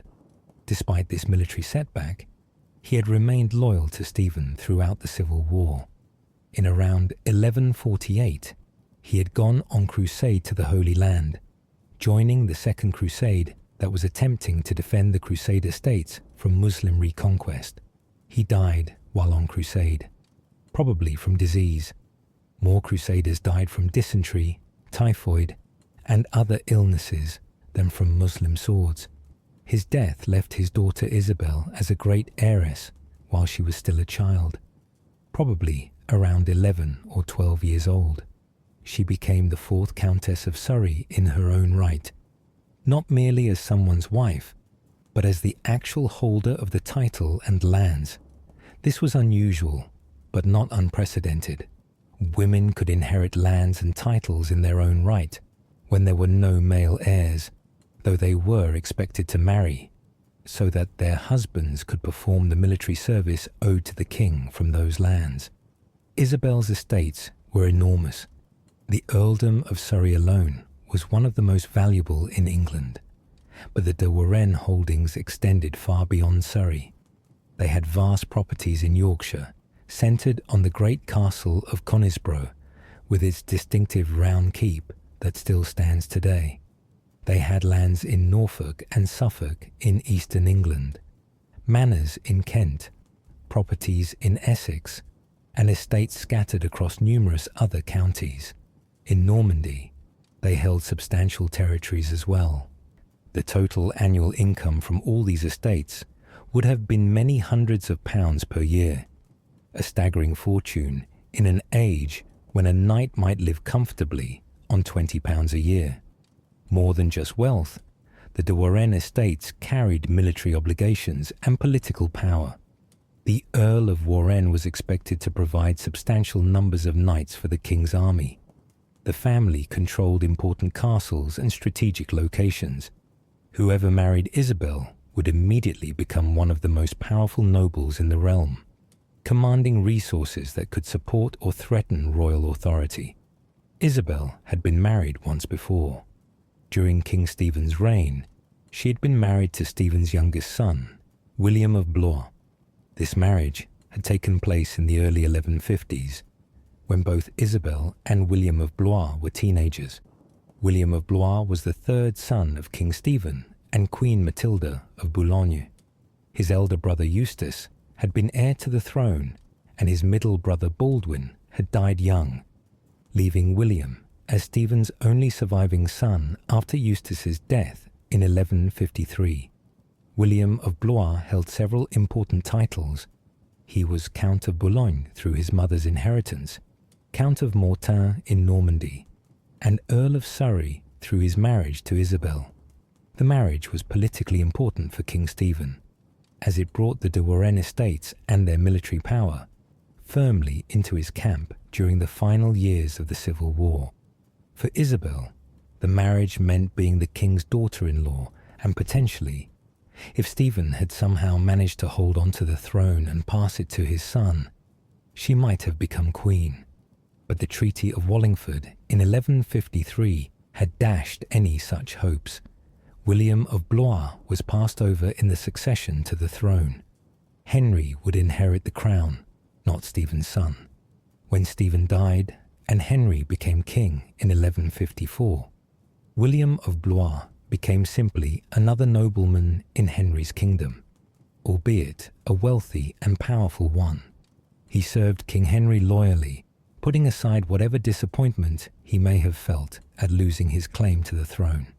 In 1159, William of Blois accompanied King Henry on a military campaign to southern France, where Henry was attempting to expand his territories at the expense of the county of Toulouse. The Siege of Toulouse in 1159 was a major military effort by Henry II. Toulouse was a wealthy county in southern France, strategically located and politically important.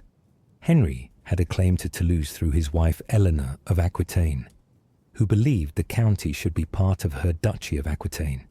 Henry besieged Toulouse with a large army that included many of his greatest barons and knights. William of Blois was among them, serving faithfully as one of Henry's military commanders. The siege ultimately failed. King Louis VII of France personally came to Toulouse to defend it, and Henry, acknowledging Louis as his feudal overlord for his French territories, felt he could not attack a city where his overlord was present.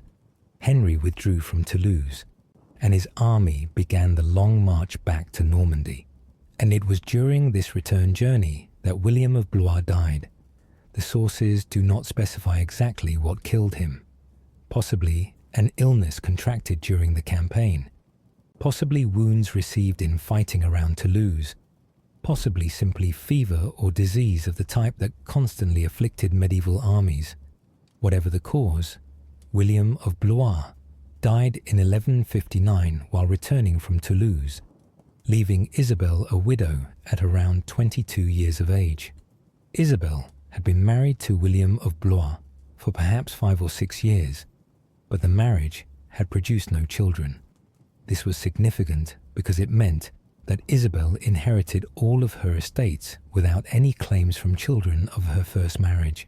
She was once again the sole holder of the de Warenne estates, one of the greatest heiresses in the kingdom, and King Henry would need to decide what should be done about her remarriage.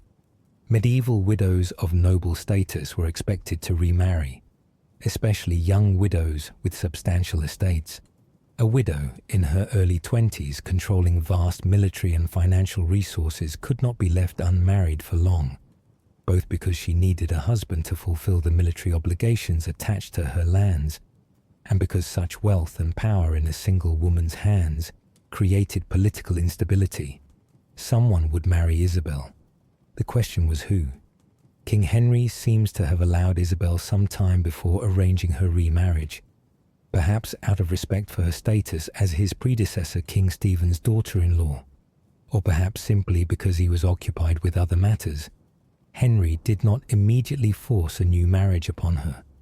Isabel remained a widow from 1159 until 1164, an unusually long period for such a wealthy heiress to remain unmarried. During these years, she managed her own estates with the help of stewards and advisors, a capable woman exercising power in her own right. It was sometime around 1162 that William FitzEmpress sought permission to marry Isabel de Warenne. The exact sequence of events is not entirely clear from the medieval sources, which were more interested in the political and ecclesiastical implications of the proposed marriage than in the personal feelings of those involved. We do not know how William and Isabel met, or whether they had known each other for years through court connections, or had only recently become acquainted. We do not know whether this was a love match, whether William genuinely fell in love with Isabel, or whether he was primarily attracted by her wealth and status. We do not know what Isabel thought about the proposal, whether she welcomed William's suit, or whether she had her own preferences that were overridden by royal politics. What we do know is that the marriage made perfect sense from King Henry's political perspective. By marrying Isabel to his own brother, Henry would bring the vast de Warenne estates under direct royal family control. William was absolutely loyal to Henry and completely dependent on the king's favour. Unlike some powerful baron who might use the de Warenne resources to challenge royal authority or to pursue his own ambitions, William would ensure that those resources always served the king's interests. The marriage would also reward William handsomely for his loyal service, making him not just wealthy from his own grants, but spectacularly wealthy through his wife's inheritance. He would become Earl of Surrey through the marriage, one of the great earls of England. It was an elegant solution to multiple problems. It provided for William, secured the de Warenne estates for the royal interest, and required no grants of royal lands or resources.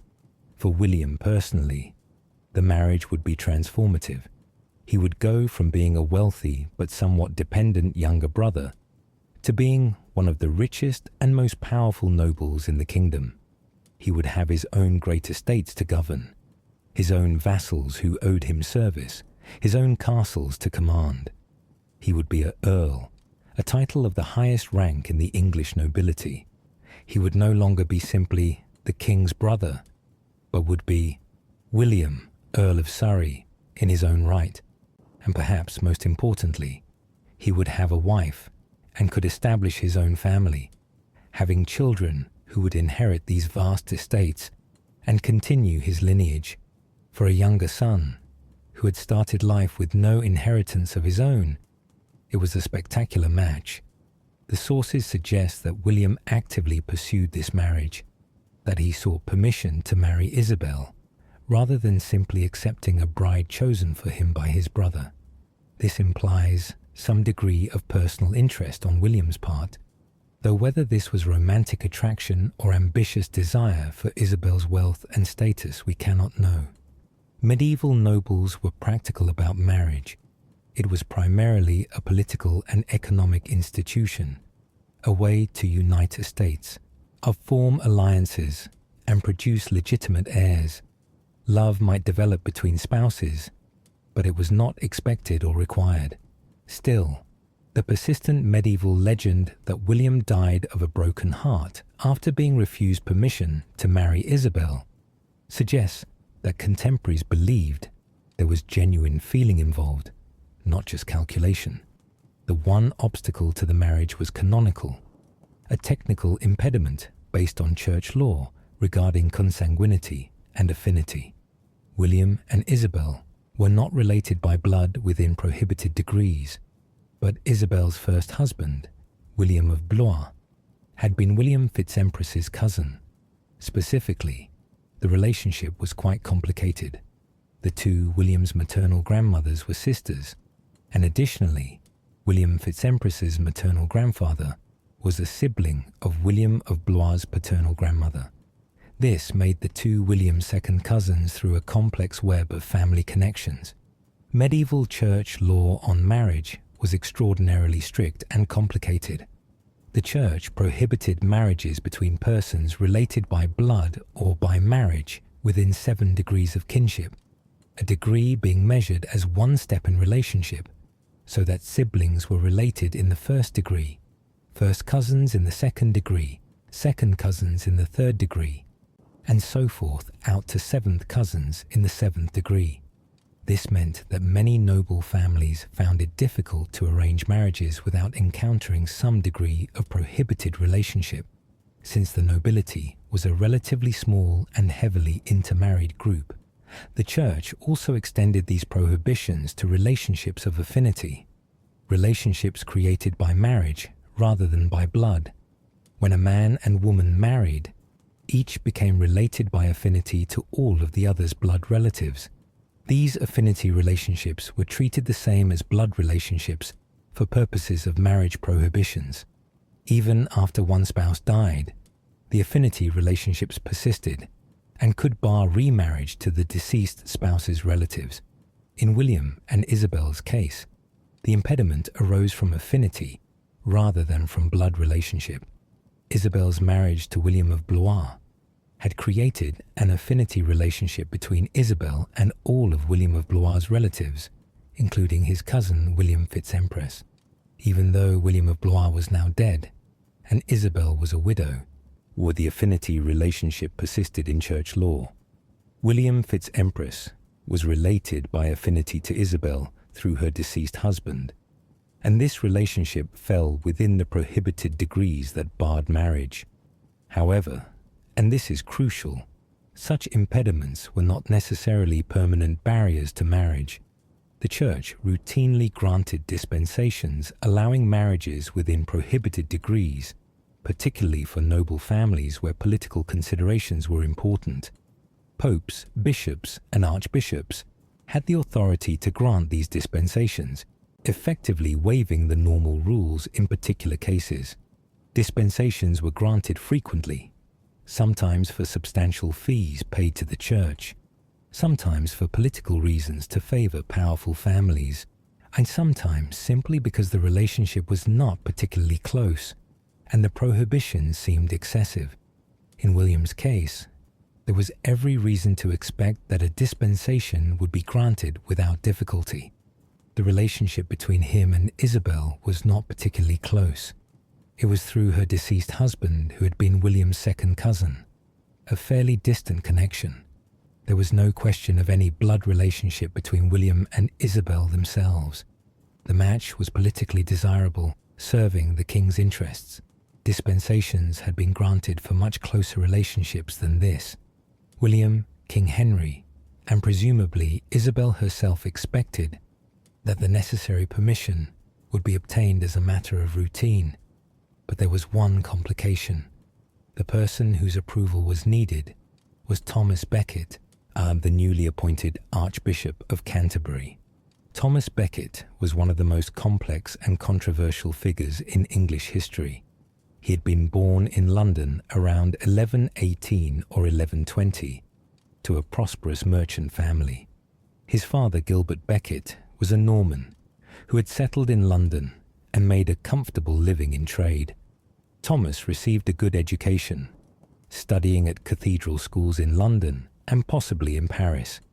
He was intelligent, charming, and ambitious. He entered the service of Theobald, Archbishop of Canterbury, and quickly rose to become Archdeacon of Canterbury, one of the highest positions in the English Church. Theobald recognized Becket's exceptional abilities and recommended him to the young King Henry II. When Henry took the throne in 1154, Henry appointed Becket as Royal Chancellor, and making him effectively the Chief Minister of the kingdom. Becket served brilliantly in this role. He managed the royal administration, handled diplomatic missions, led military forces on the king's behalf, and became Henry's closest friend and confidant. They hunted together, dined together, and worked together. Despite their very different backgrounds, Henry was the king, born to rule, while Becket was a merchant's son who had risen through ability. They formed a close personal bond. Becket, as Chancellor, lived lavishly, dressing in fine clothes, maintaining a large household, entertaining nobly, and generally behaving like a great lord rather than a churchman. He seemed worldly and pragmatic, willing to serve the king's interests, even when they conflicted with church preferences. And this was exactly what Henry wanted: a chancellor who would put royal interests first.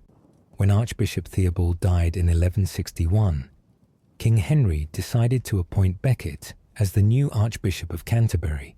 Henry's reasoning was clear. With Becket holding both the positions of Chancellor and Archbishop, church and state would work together seamlessly.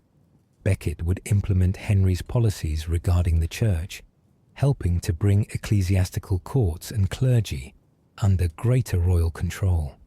Henry was determined to assert royal authority over the English church, particularly in matters like the punishment of criminous clerks, clergy who committed crimes, the right to elect bishops, and various financial matters.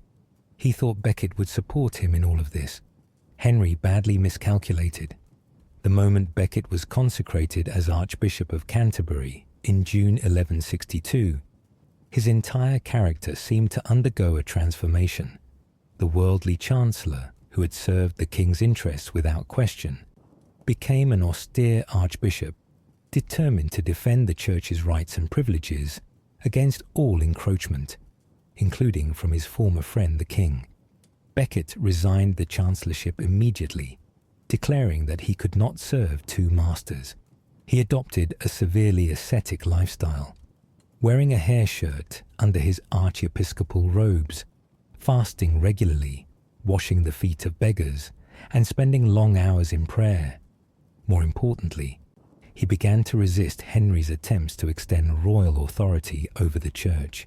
Historians have debated for centuries why Becket changed so dramatically, and some argue that he had a genuine religious conversion when he became archbishop, that he finally took seriously the spiritual responsibilities of his position. Others suggest that Becket's pride would not allow him to be seen as the king's puppet, that he needed to establish his independence and demonstrate that he was the church's man, not the king's man. Still, others point to Becket's humble origins. Perhaps as a merchant's son, he felt he needed to prove his worthiness by being more rigorous in defending church rights than an archbishop of noble birth would need to be. Whatever the reason, Becket as Archbishop, became everything Henry had not wanted, an intransigent defender of ecclesiastical independence who would rather suffer exile and death than compromise what he saw as the Church's God-given rights. The conflict between Henry and Becket began almost immediately after Becket's consecration, but it had not yet reached its full intensity in late 1162, when William sought permission to marry Isabel de Warenne. Nevertheless, Becket was already asserting his independence and demonstrating that he would not simply rubber-stamp the king's wishes. When the matter of William's marriage dispensation came before him, Becket refused to support it. Becket's refusal was striking and controversial. As noted earlier, dispensations for similar or even closer degrees of relationship were routinely granted. The impediment in William's case was not particularly significant by medieval standards. There was no blood relationship between William and Isabel, and only an affinity relationship through Isabel's deceased husband, who had been William's distant cousin.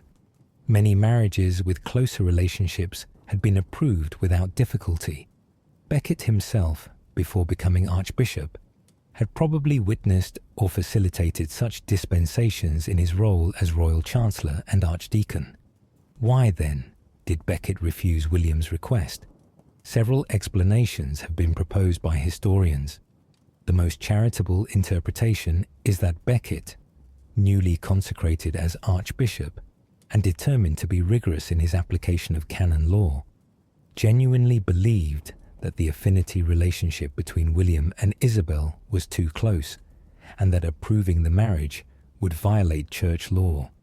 Becket may have been trying to demonstrate that he would enforce church law strictly, i.e. even against the king's own brother, to show that he was not the royal puppet that many suspected him to be. A more cynical interpretation is that Becket used William's marriage case as an early opportunity to assert church independence from royal control. By refusing the king's brother's request, Becket was sending a message. The church would not simply do whatever the king wanted, and ecclesiastical matters would be decided based on canon law, rather than royal preference. This interpretation sees Becket's refusal as politically motivated, using William's personal situation as a pawn in the larger struggle between church and crown. A third possibility is that Becket bore some personal resentment against the royal family and used his new position to deny them something they wanted.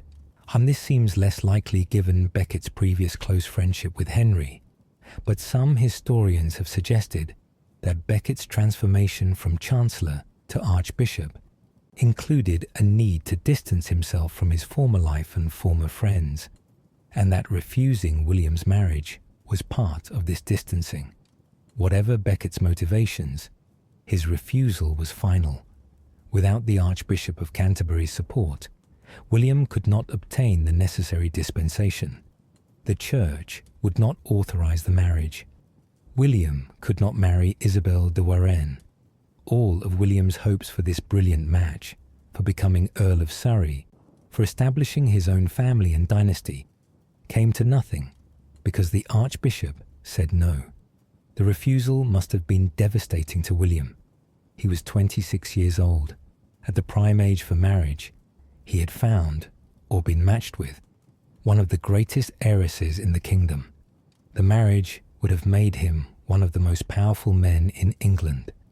It would have given him the independence and status he needed to step out of his brother's shadow.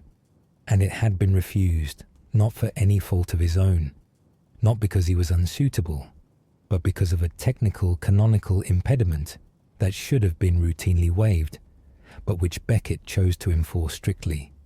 William's reaction to this refusal is not directly recorded in the sources, but we can infer that he was deeply affected by it. The fact that he died just a few months later, and that contemporaries specifically attributed his death to heartbreak over the refused marriage, suggests that he was genuinely devastated. Whether he had genuinely fallen in love with Isabel, or whether he was simply crushed by the loss of such an advantageous match, or whether he was humiliated by the public refusal and felt he had been dishonored? We cannot know. But clearly, the denial of this marriage was a major blow to William, one from which he would not recover. King Henry's reaction to Becket's refusal was complex. Outwardly, Henry accepted the Archbishop's decision. He did not override Becket or force the marriage to proceed without church approval. Perhaps Henry felt he could not openly defy church law, even for his brother's sake. Perhaps he was already contemplating larger battles with Becket over more significant issues: the question of criminous clerks, the king's rights over episcopal elections, appeals to Rome, and numerous other matters, and did not want to waste political capital fighting over William's marriage. Perhaps he simply decided that there were other ways to solve the problem of what to do with Isabel de Warenne's estates. Whatever his reasoning, Henry did not push back against Becket's refusal, but he also did not abandon his plan to bring the de Warenne estates under royal family control. If William could not marry Isabel, then someone else from the royal family would. Henry's solution was elegant in its simplicity. Isabel would marry not William FitzEmpress, but William's half-brother, Hamelin of Anjou. Hamelin was the illegitimate son of Geoffrey Plantagenet, Count of Anjou. Born from an extramarital affair Geoffrey had during one of the periods when he and Empress Matilda were separated, and the identity of Hamelin's mother is uncertain. Some sources suggest she may have been Adelaide of Angers, but this is not confirmed. Hamelin had been born around 1130, making him about 6 years older than William FitzEmpress. As Geoffrey's illegitimate son, Hamelin was William's half-brother. They shared the same father, but had different mothers. Crucially, for the marriage dispensation question, Hamelin's relationship to Isabel's deceased first husband, William of Blois, was different from William FitzEmpress's relationship. Because Hamelin's mother was not Empress Matilda, the specific family connections that created the affinity impediment for William FitzEmpress did not exist for Hamelin. The complex web of cousinship that linked William FitzEmpress to William of Blois did not extend to Hamelin, who had a completely different maternal lineage. Therefore, there was no canonical impediment to Hamelin marrying Isabel. The Church could approve Hamelin's marriage without contradicting the reasons it had used to deny William's marriage. Hamelin had served King Henry II faithfully since Henry's accession. He had fought in Henry's armies, attended his court, and proved himself loyal and capable. He held some lands and had an income, though nothing like what he would gain through marriage to Isabel. As an illegitimate son, Hamelin had no claim to inherit major titles or territories from his father's estate. Those had gone to the legitimate sons, Henry, Geoffrey, and William. Hamelin's future depended on royal favour, and Henry had been reasonably generous to his half-brother. But Hamelin could never expect to achieve great wealth or high status through inheritance. Marriage to Isabel de Warenne changed everything for Hamelin. On the 1st of April, 1164, Hamelin and Isabel were married in what must have been a grand ceremony befitting the union of such wealthy nobles. Records show that Isabel's trousseau, her wedding clothes, and the goods she brought to the marriage cost the staggering sum of £41, 10 shillings, and 8 pence. To put this in perspective, this was enough money to support a knight and his household in comfortable style for 2 years. A skilled craftsman might earn 2 or 3 pence per day, meaning Isabel's trousseau cost about what such a craftsman would earn in more than 20 years of work. This enormous expense demonstrates both Isabel's wealth and the importance of this marriage. Following a custom that was becoming increasingly common, when a man married an heiress who held titles in her own right, Hamelin took his wife's surname. He became Hamelin de Warenne, abandoning the name of Anjou that identified his father's family. He was styled Earl of Warenne and Surrey in right of his wife, meaning he held the title through her rather than inheriting it himself. In practice, though, he was called Earl Warenne and exercised all the authority that came with the title. He became Lord of all the vast de Warenne estates, responsible for their administration and for the military service they owed to the crown. The marriage appears to have been successful. Hamelin and Isabel would have 4 children together, a son William who would inherit the earldom, and 3 daughters who would make advantageous marriages. Hamelin proved to be a capable administrator of the de Warenne estates and a loyal supporter of the crown throughout his long life. He would serve Henry II faithfully and would later serve Henry's son, Richard the Lionheart, equally faithfully. He would live until 1202, reaching the age of about 72, a remarkable lifespan for the Middle Ages, and would be remembered as one of the most loyal and capable nobles of the Plantagenet era. But what of William FitzEmpress, the man who was supposed to have married Isabel? William watched as his half-brother married the woman who should have been his bride. He saw Hamelin become Earl of Surrey, and taking the title and wealth that should have been William's. He saw Hamelin take possession of the de Warenne estates, assume command of its knights, and establish himself as one of the great nobles of England. All things that should have been William's. The sources tell us that William died shortly thereafter, shortly after the failure of his marriage plans, and shortly after Hamelin's wedding to Isabel. The exact timing is somewhat unclear, but the death occurred on the 30th of January, 1164. Hamelin's wedding was on the 1st of April, 1164. This creates a chronological problem. William died before Hamelin's wedding, not after it, so the sequence of events must have been something like this. William sought permission to marry Isabel in late 1162 or early 1163.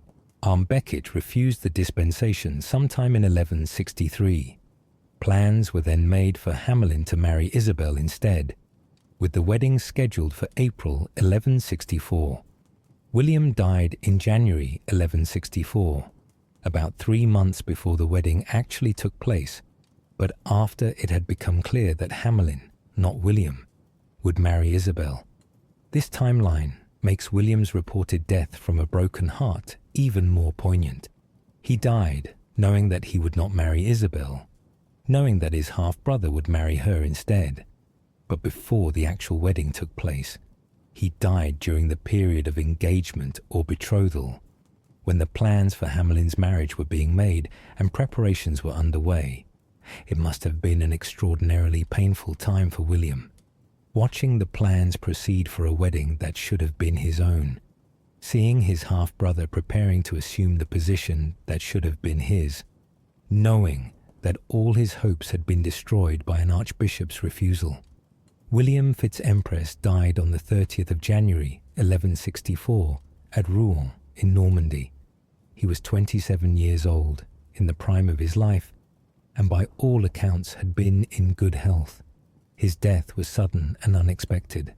The official explanation given by contemporary chroniclers was that William died of a broken heart after Thomas Becket refused to allow his marriage to Isabel de Warenne. But this explanation, while romantic and fitting the tragic narrative of William's life, raises many questions. Can a person actually die of a broken heart? If not, what really killed William? And could there have been something more sinister involved? Let us first consider the broken heart explanation in its medieval context. Medieval medicine was based on the theory of humours, derived from ancient Greek and Roman medical writers like Galen and Hippocrates. According to this theory, the human body contained 4 humours or fluids: blood, phlegm, yellow bile, and black bile. Health depended on maintaining a proper balance among these 4 humours. Illness resulted from an imbalance. Too much or too little of any humour would cause physical and mental problems. Emotions were believed to affect the balance of humours. Intense grief, sorrow, or melancholy was associated with an excess of black bile, and which gave its name to melancholia, what we would now call clinical depression. Medieval physicians believed that profound emotional distress could cause physical illness and even death by creating dangerous imbalances in the humors. A person dying of grief was, in medieval medical understanding, dying from a genuine physical cause. The emotional trauma had created a bodily imbalance that proved fatal. Modern medicine recognizes that there is some truth to this medieval understanding, though we explain the mechanisms differently. Severe emotional stress can indeed contribute to physical illness and even death. The condition known as broken heart syndrome, or Takotsubo cardiomyopathy, is a real medical phenomenon where extreme emotional stress causes heart problems that can sometimes be fatal, particularly in vulnerable individuals. So chronic stress and depression weaken the immune system, making people more susceptible to infections and other illnesses. Grief can cause people to stop eating properly, stop sleeping well, and neglect their health in ways that can lead to serious medical problems. So could William have genuinely died from grief over his failed marriage plans? It is certainly possible.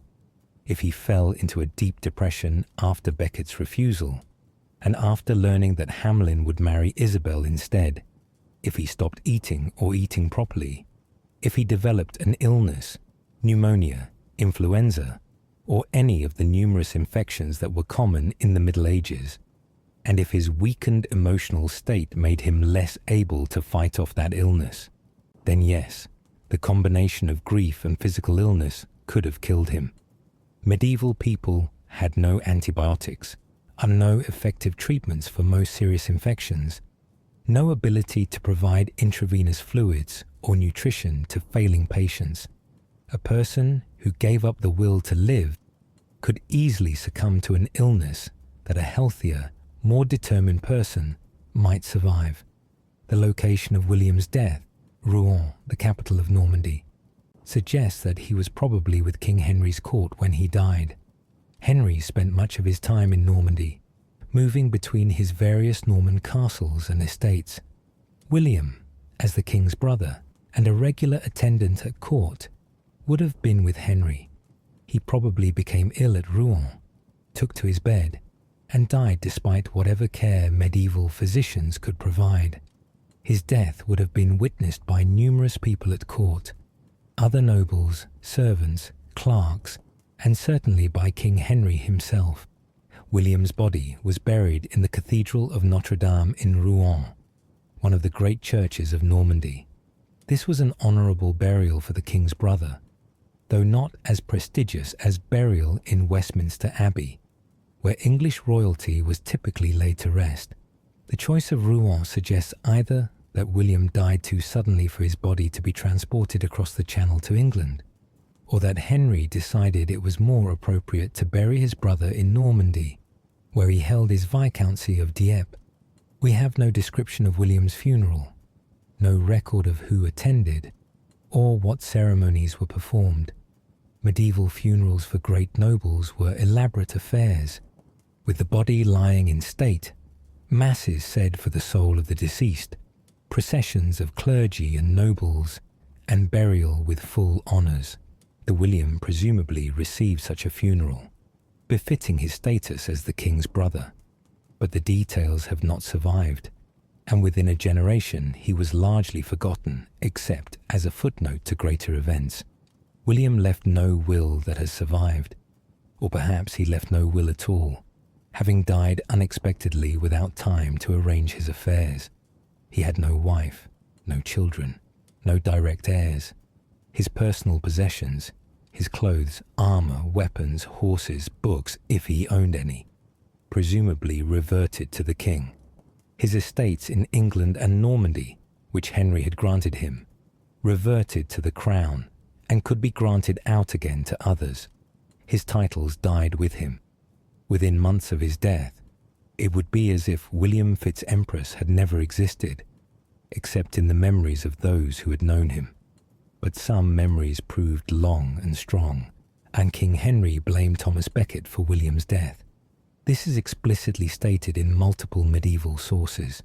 Henry believed that Becket's refusal to grant the marriage dispensation had killed his brother.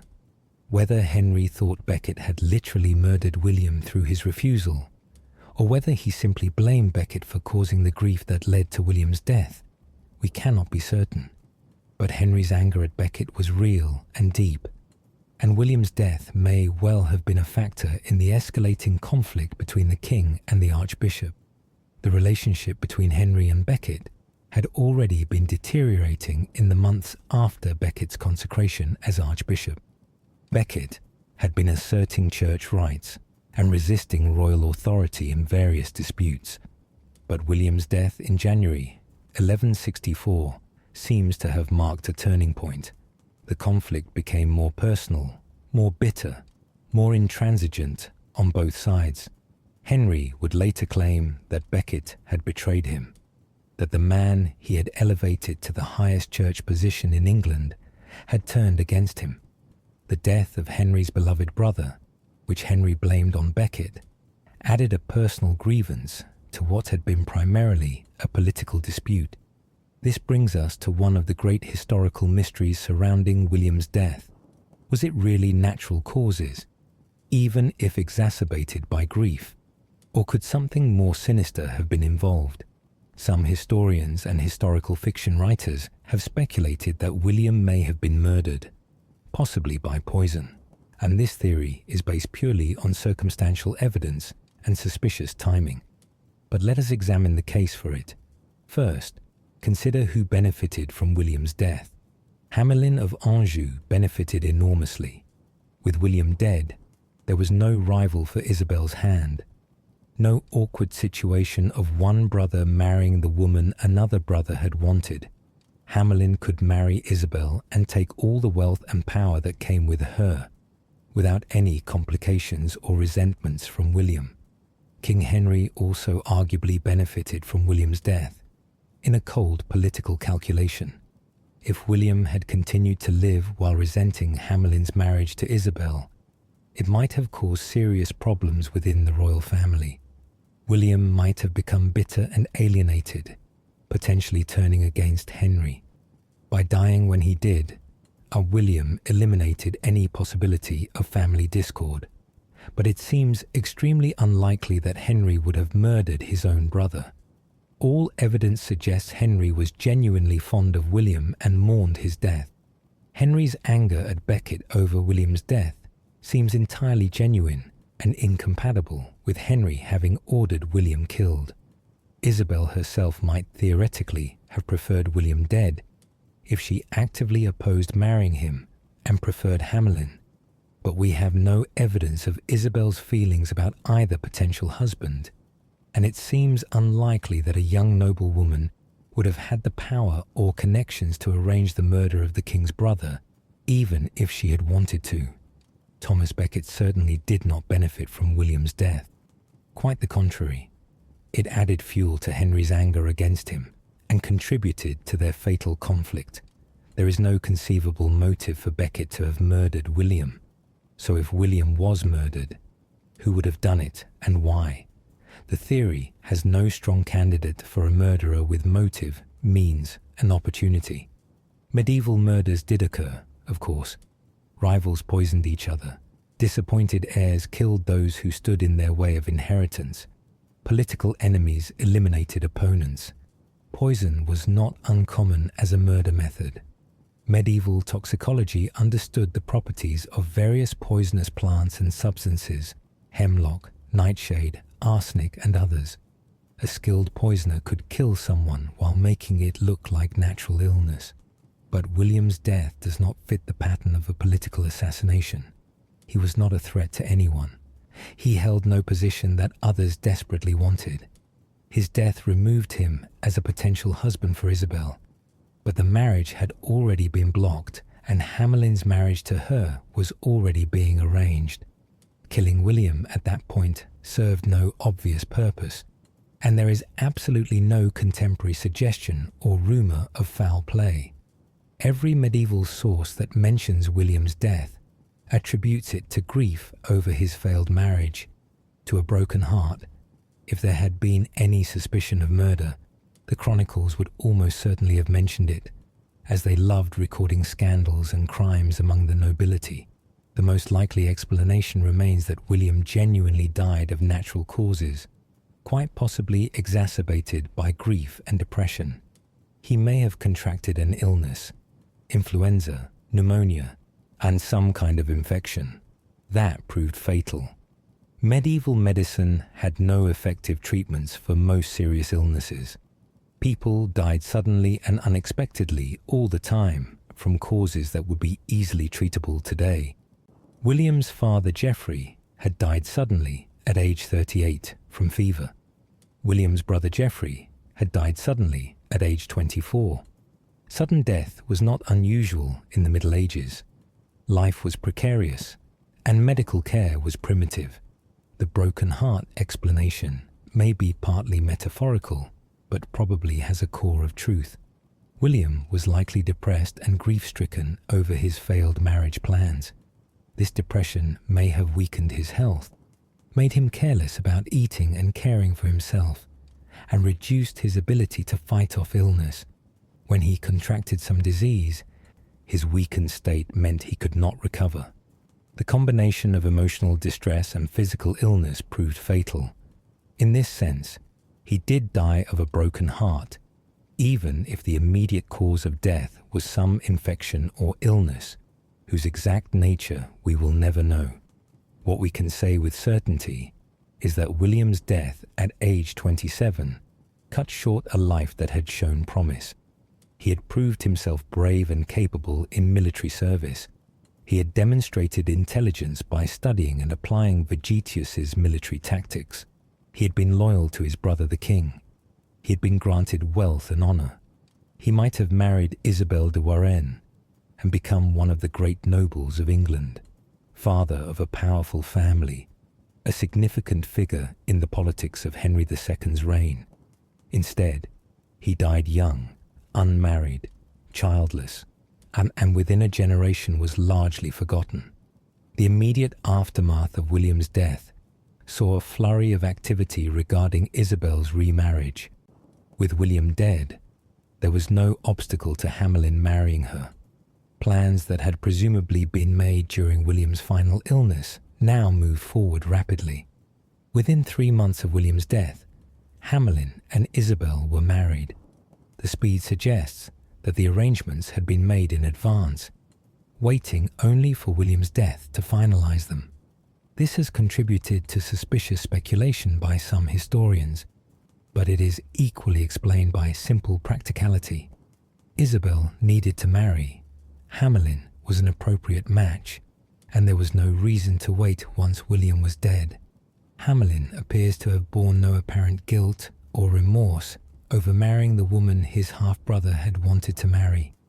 He and Isabel seem to have had a successful marriage, producing children and managing their vast estates competently. Hamelin served King Henry faithfully for decades, proving himself one of the most loyal and capable nobles of the realm. If he felt any sorrow over William's death, or any awkwardness over the circumstances of his own marriage, the sources do not record it. Isabel's feelings about the entire situation remain completely unknown. Did she mourn William? Had she wanted to marry him? Did she even know him well? Or was William simply one of several possible husbands proposed for her by King Henry, none of whom she had strong feelings about? Did she prefer Hamelin to William? We have no way of knowing.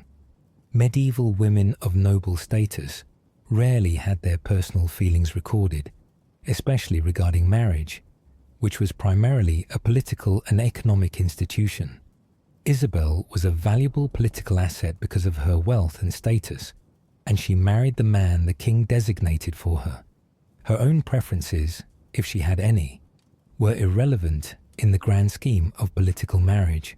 What is clear is that Isabel went on to live a long and apparently successful life.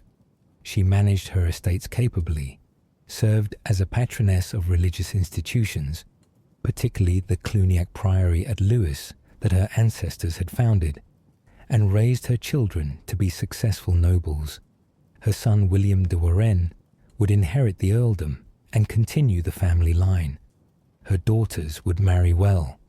Isabel herself would survive both her second husband Hamelin, dying in 1203 at about 66 years old, a good age for the medieval period.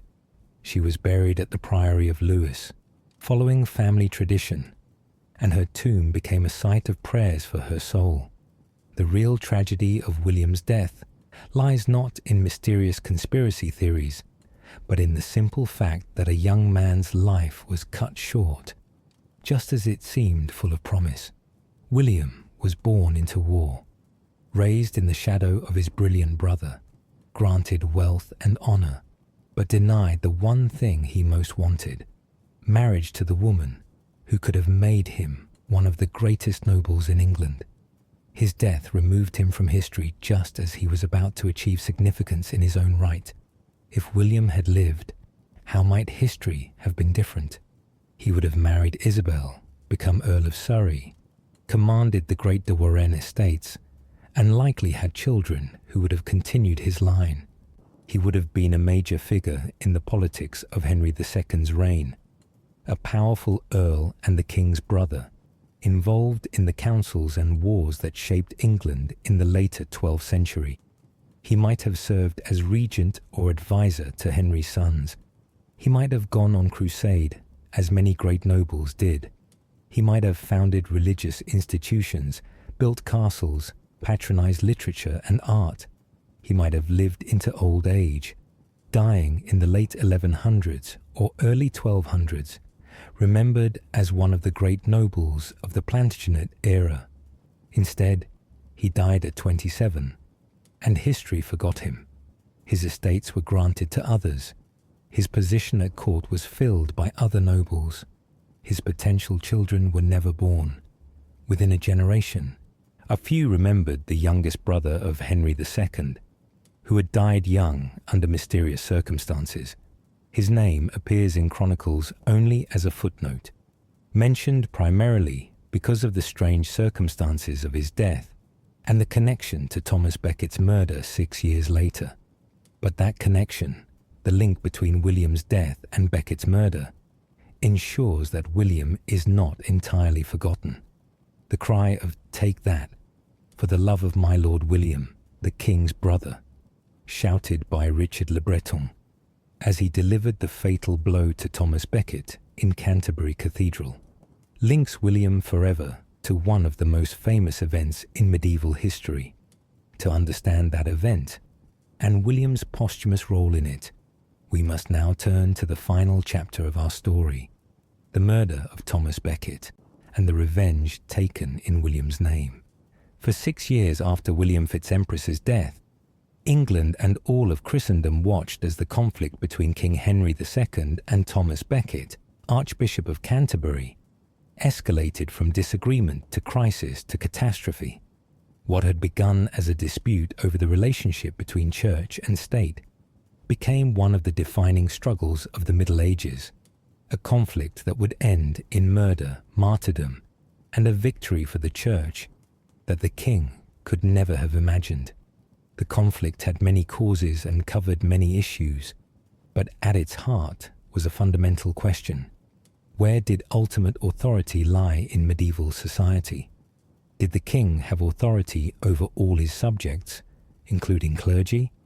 Or did the church have an independent authority that even kings could not overrule?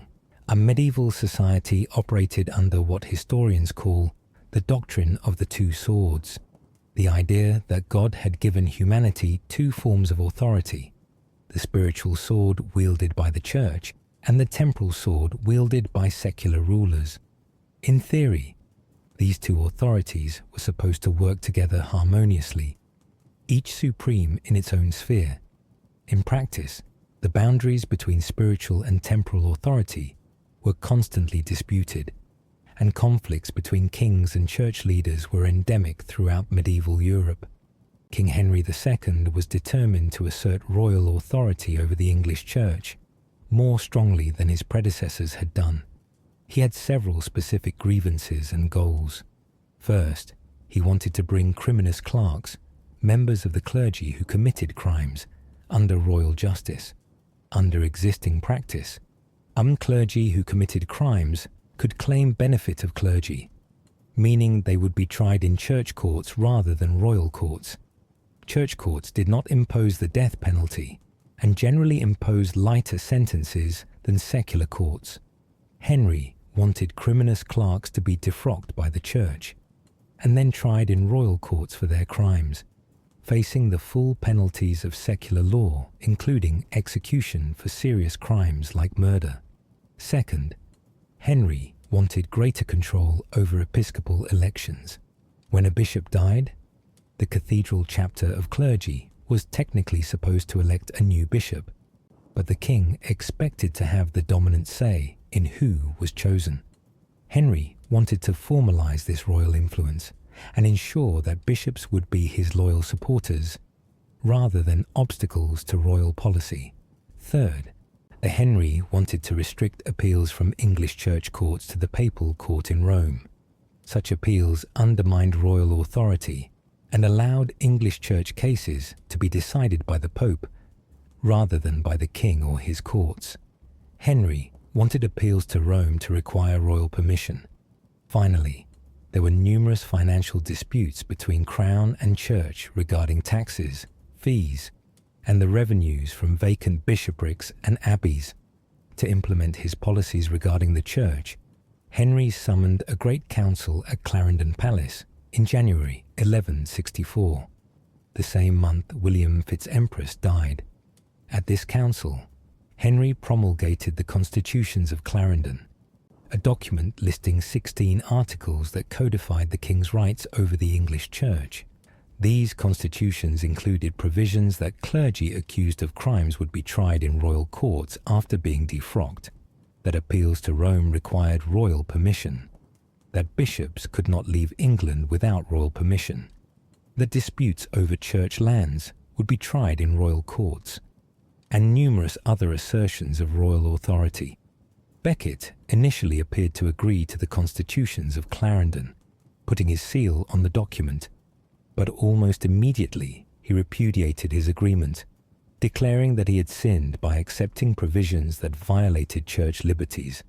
Becket announced that he would not follow the constitutions and would defend the church's traditional rights against royal encroachment. This public defiance infuriated King Henry, who believed Becket had betrayed him personally as well as politically. The relationship between the former friends deteriorated rapidly. Henry brought Becket to trial at a great council held at Northampton Castle in October 1164, just 9 months after William's death. The trial was ostensibly about various financial and legal matters.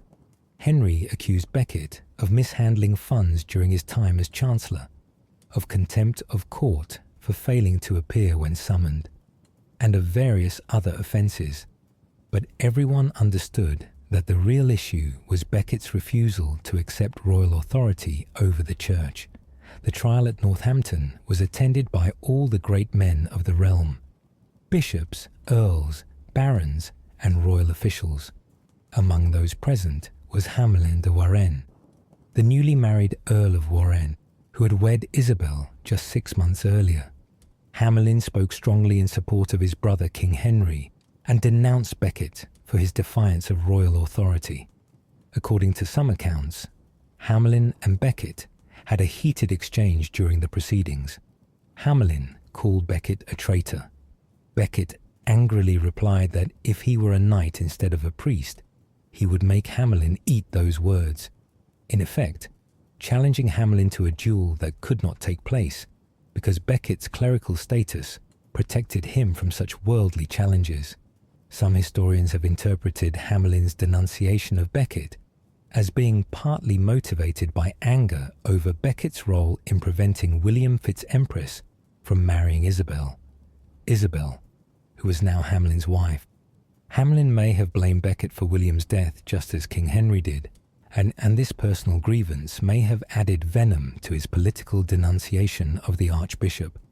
Whether or not this interpretation is correct, it is clear that the royal family collectively held Becket responsible for William's death, and this personal resentment intensified their political conflict with the Archbishop.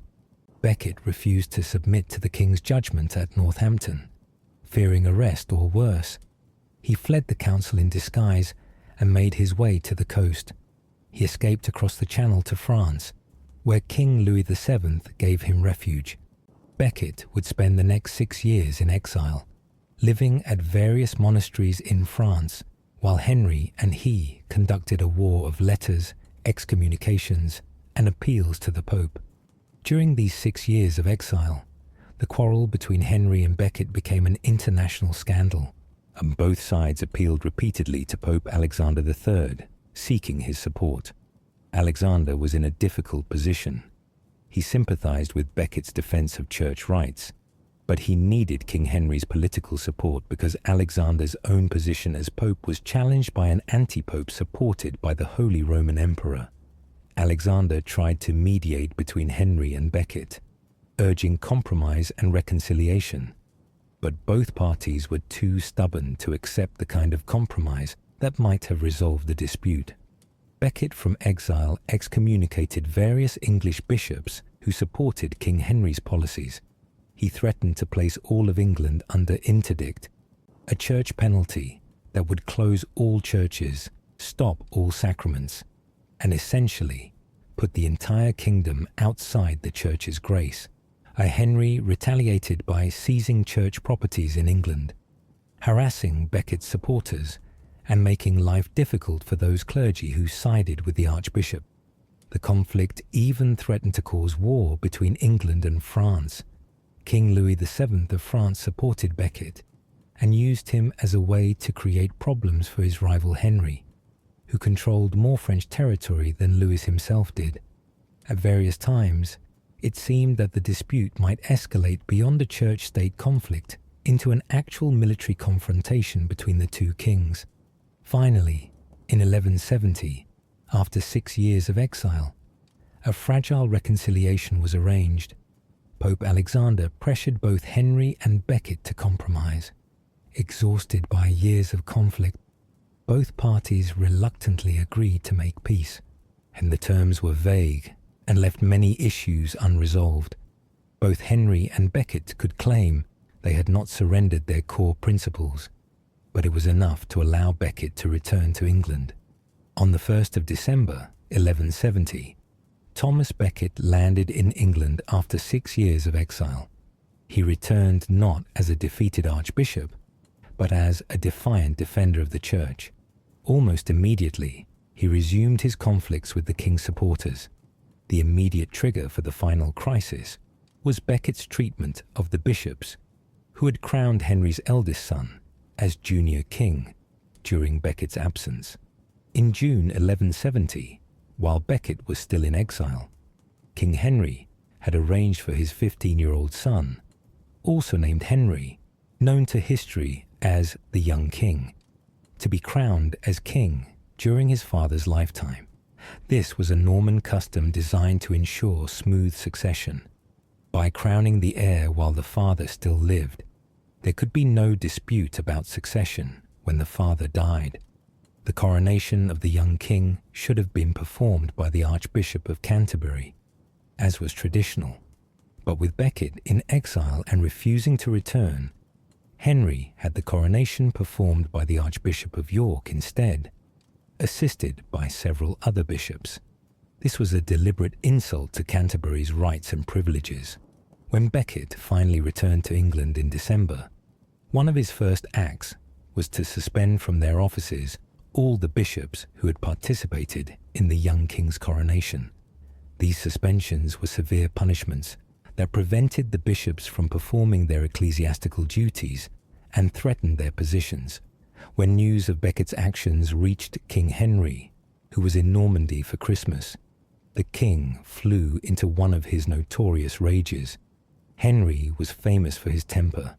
When angry, he would turn red, shake with fury, sometimes throw himself on the floor, thrashing about, and shout terrible things. On Christmas Day, 1170, when Henry learned that Becket had suspended the bishops who had crowned the young king, Henry exploded in rage against the archbishop, who had once been his closest friend. The exact words Henry spoke in his fury are disputed, and various versions have been recorded. The most famous version, often quoted in popular culture, is, "Will no one rid me of this turbulent priest?" But this phrasing is probably a later invention, cleaned up and made more dramatic for retelling. The contemporary chronicler, Edward Grimm, who was present at Becket's murder and was wounded during the attack, recorded Henry's words as something closer to, "What miserable drones and traitors have I nourished and brought up in my household, who let their lord be treated with such shameful contempt by a low-born cleric." Whatever the exact phrasing, the meaning was clear. Henry was furious with Becket and felt that his own supporters were failing him by allowing Becket to act with such defiance. Henry's words were either a direct command to kill Becket, or at least an implied authorization, or perhaps simply an angry outburst that his knights chose to interpret as a command. 4 knights who were present when Henry spoke decided to act. Their names were Reginald FitzEmpress, Hugh de Morville, William de Tracy, and Richard le Breton. This last name also appears as Richard Brito or Richard le Bret in various sources. All 4 were knights of some standing in Henry's service, though none were among the greatest nobles of the realm. They were exactly the sort of men who might hope to win royal favour by performing a service the king seemed to want done, but could not openly command. Of the 4 knights, Richard le Breton is the most important for our story because of his connection to William FitzEmpress. Richard came from a Norman family that had settled in Somerset in southwestern England after the Norman conquest. His father, Simon le Bret, had held estates at Stamford Brett in Somerset and had served in the household of King Henry I. The Le Breton family held their lands by military service from the feudal barony of Dunster, and Richard himself had entered royal service and had eventually become part of the household of William FitzEmpress, serving as one of William's knights. The relationship between Richard le Breton and William FitzEmpress appears to have gone beyond simply that of knight and lord. At least one medieval source describes Richard as William's friend, suggesting a personal connection beyond the formal feudal relationship. As William's knight, Richard would have fought under William's command, lived in William's household, eaten at his table, and served him in various capacities. When William conducted the Siege of Montreuil-Bellay, Richard may well have been among the knights who served in that operation. Richard would have known William well, probably better than most people, and Anne would have grieved when William died in January 1164. If Richard believed what King Henry believed, that Thomas Becket's refusal to allow William's marriage to Isabel de Warenne had caused William's death, then Richard had a personal as well as a political grievance against the Archbishop. Becket had, in this view, killed Richard's lord and friend through his rigid application of church law. For 6 years, Richard had watched as Becket defied the king and seemed to prosper despite his actions. Now, with King Henry raging against Becket once more, Richard saw an opportunity not just to serve the king, but to avenge his former lord, William FitzEmpress.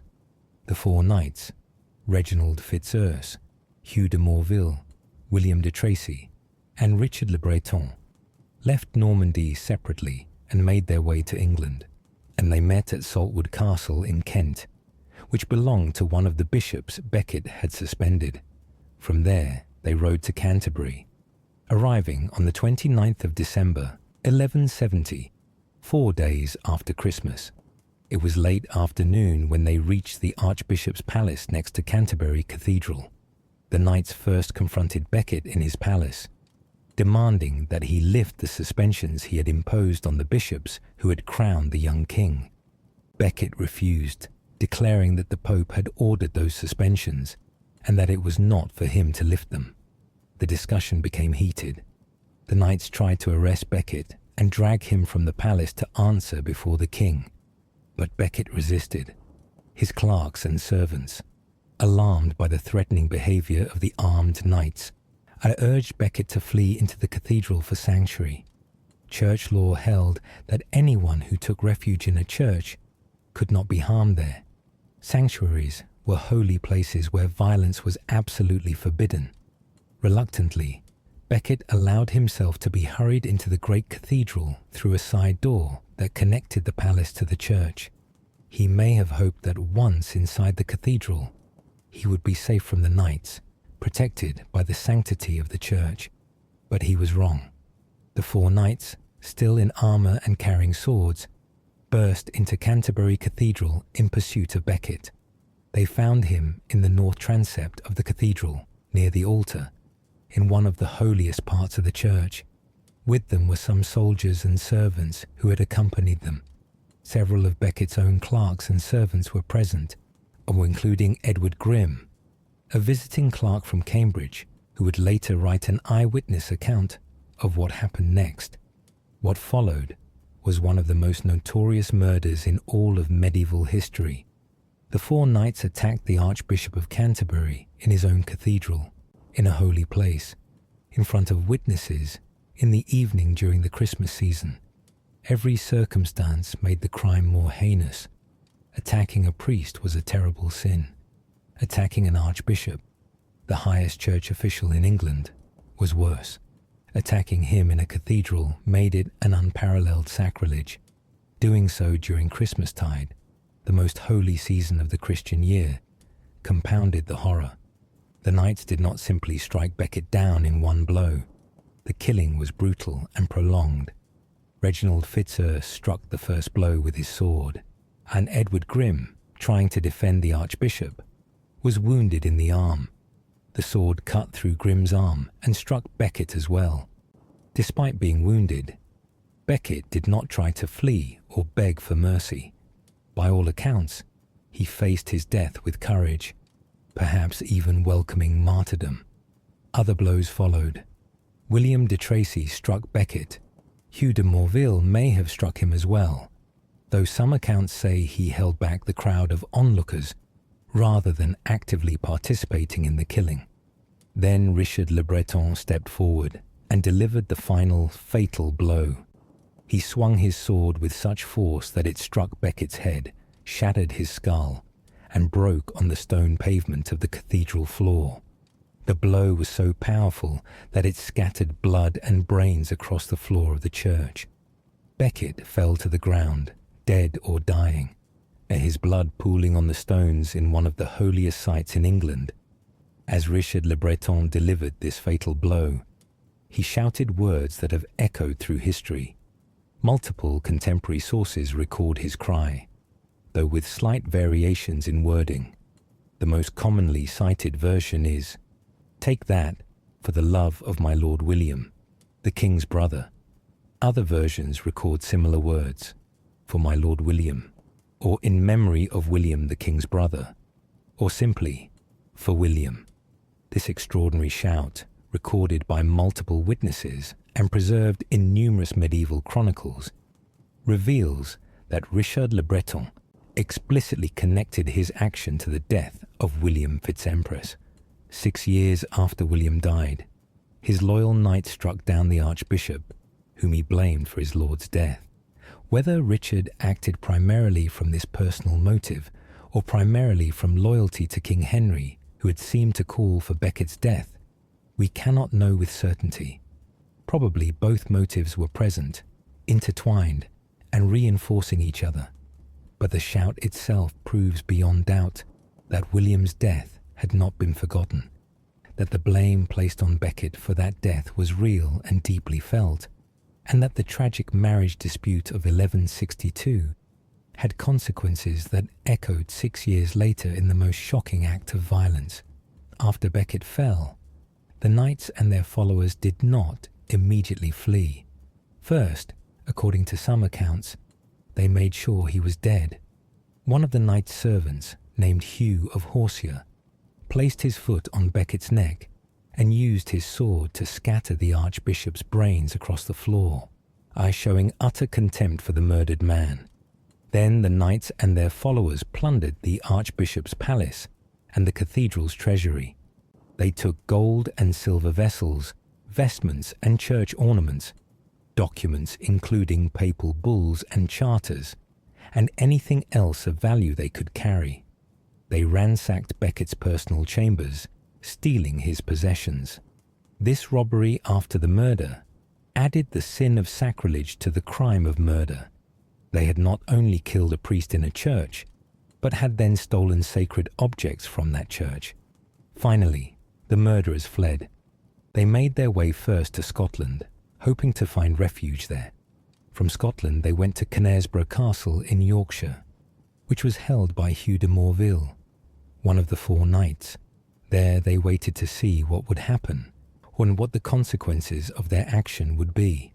When news of Becket's murder reached King Henry in Normandy, the king's reaction was one of shock and horror, or so he claimed, and his reaction appears to have been genuine. Henry shut himself in his chamber and refused food for 3 days. He wept and mourned.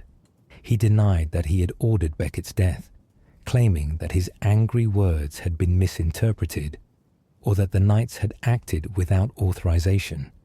Whether Henry was being truthful or hypocritical, we cannot know. But his public reaction was one of grief and repentance. Henry's shock may have been genuine. He may have wanted Becket intimidated, arrested, or forced to submit to royal authority, but not necessarily murdered. Or his angry words on Christmas Day may have been simply an emotional outburst without any serious intent that his knights should act on them. Or Henry may have wanted Becket dead, but had not expected anyone to actually kill him, and was shocked that his implied wish had been carried out so literally. Or Henry may have been entirely cynical, secretly pleased that Becket was dead, but publicly horrified because he knew he would be blamed for the murder. We cannot know what was in Henry's heart, only what his public actions were. The murder of Thomas Becket shocked all of Christian Europe. Pilgrims, who had been praying in Canterbury Cathedral when the murder occurred, carried the news rapidly across England and across the Channel to the continent. Within days, everyone knew that the Archbishop of Canterbury had been murdered in his own cathedral by knights associated with the King of England. The horror and outrage were universal. Even those who had sympathized with King Henry's position in his dispute with Becket were appalled by how that dispute had ended. Almost immediately, miracles began to be reported at Becket's tomb. People who touched the stone where Becket had fallen claimed to be healed of illnesses. Water diluted with drops of Becket's blood became a holy relic that was believed to cure diseases. The monks of Canterbury Cathedral carefully collected Becket's blood and brains from the floor, preserving them as sacred relics. Pilgrims began flocking to Canterbury to pray at the site of the martyrdom. The church moved quickly to recognize Becket as a martyr and saint. Pope Alexander III, who had tried for years to mediate between Henry and Becket, canonized Thomas Becket as a saint just 3 years after his death, in February 1173. This was an extraordinarily rapid canonization. The normal process took many years and required extensive investigation of the candidate's life and miracles.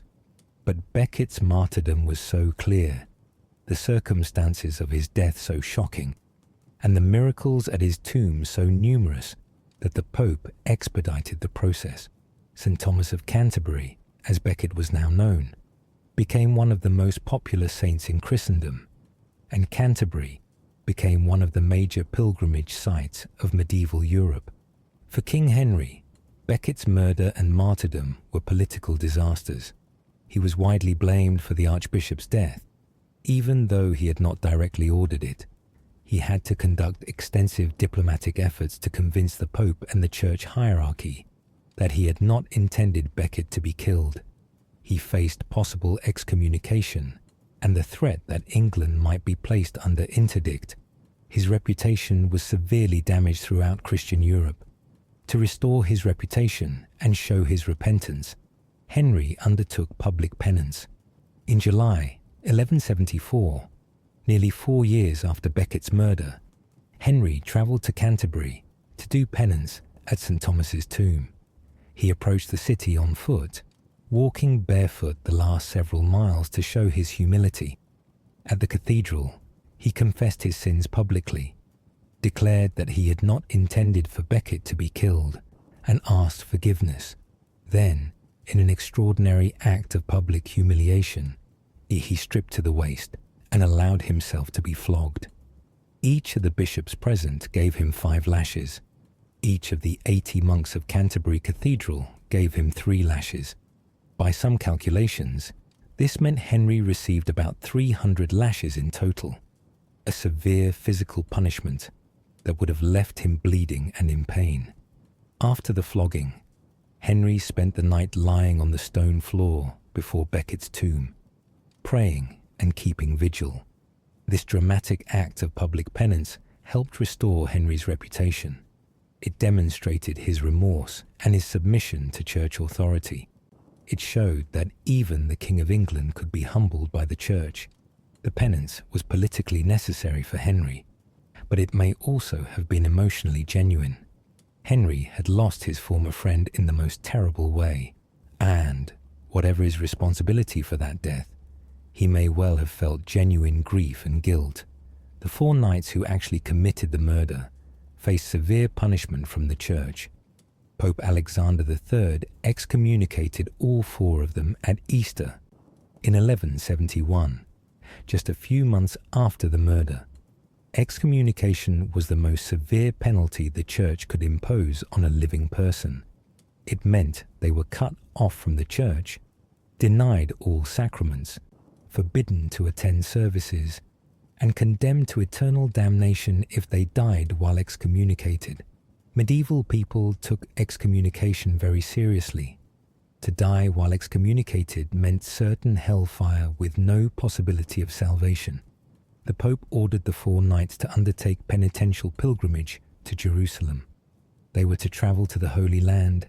I served there as soldiers defending the Christian kingdoms against Muslim attacks for 14 years. Visit the holy sites barefoot and wearing hair shirts to show their repentance, and then retire to the Black Mountain near Antioch to spend the rest of their lives in prayer and penance. This was an extraordinarily harsh sentence. 14 years of military service in the dangerous conditions of the Crusader states, followed by permanent exile and a life of ascetic penance. King Henry did not punish the 4 knights through his own justice system. He may have felt that church penalties were sufficient, or he may have felt that punishing them would be an admission that he bore responsibility for Becket's murder. The knights' lands technically escheated to the crown when they were convicted of such a serious crime, but it appears that their families continued to enjoy the use of those estates after only brief interruption, presumably as a favour from the king, who did not want to appear too harsh toward men who had, after all, done what he had seemed to want done. What happened to the 4 knights after they left for Jerusalem is somewhat unclear, as the historical record becomes fragmentary. William de Tracy appears to have died relatively early, possibly of leprosy, though accounts vary. Some sources say he died at Cosenza in southern Italy in 1174, never reaching Jerusalem. Other accounts suggest he did reach the Holy Land. Hugh de Morville and Reginald FitzEmpress appeared to have participated in the Great Rebellion against King Henry in 1173 to 1174, before departing for their penitential crusade. Eventually, all 4 knights went to Rome to seek absolution from the Pope, which suggests they survived at least the early years of their penance. According to some medieval sources, the 4 knights did reach Jerusalem and served with the Knights Templar or other military orders defending the Crusader states. After completing their 14 years of service, they were supposedly buried before the door of the temple in Jerusalem, the Church of the Holy Sepulchre, or perhaps the Al-Aqsa Mosque, which the Crusaders used as their headquarters and called the Temple. Other traditions hold that their bodies were eventually returned to England and buried at Brain Down, near Weston-super-Mare in Somerset. For Richard le Breton specifically, the historical trail goes cold after the murder. We know he went on crusade as ordered. We know he was excommunicated and presumably later received absolution since he went to Jerusalem as penance. But we do not know when or where or how he died. Like his former lord William FitzEmpress, Richard le Breton disappears from clear historical view, remembered only for his violent act in Canterbury Cathedral and his cry of vengeance for William. The strange connection between William FitzEmpress's death in 1164 and Thomas Becket's murder in 1170 demonstrates how personal grievances could intertwine with political conflicts in medieval society.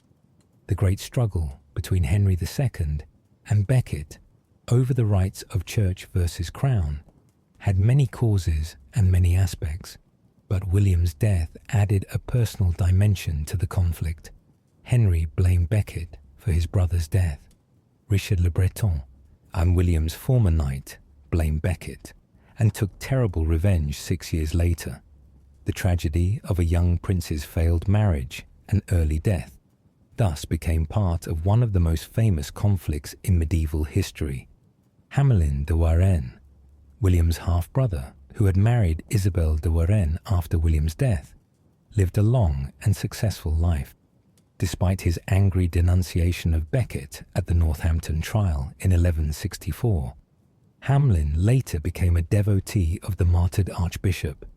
After Becket was canonized and his tomb at Canterbury became a major pilgrimage site, Hamlin visited it and claimed that he was miraculously cured of blindness in one eye, caused by a cataract, when he touched a cloth from Becket's tomb. This miraculous healing converted Hamlin into a believer in St. Thomas's sanctity, and he became an active participant in the cult that grew up around the martyred archbishop. This transformation in Hamlin's attitude toward Becket is quite striking. In 1164, Hamlin had called Becket a traitor at the Northampton trial, apparently motivated at least in part by anger over Becket's refusal to let William marry Isabel.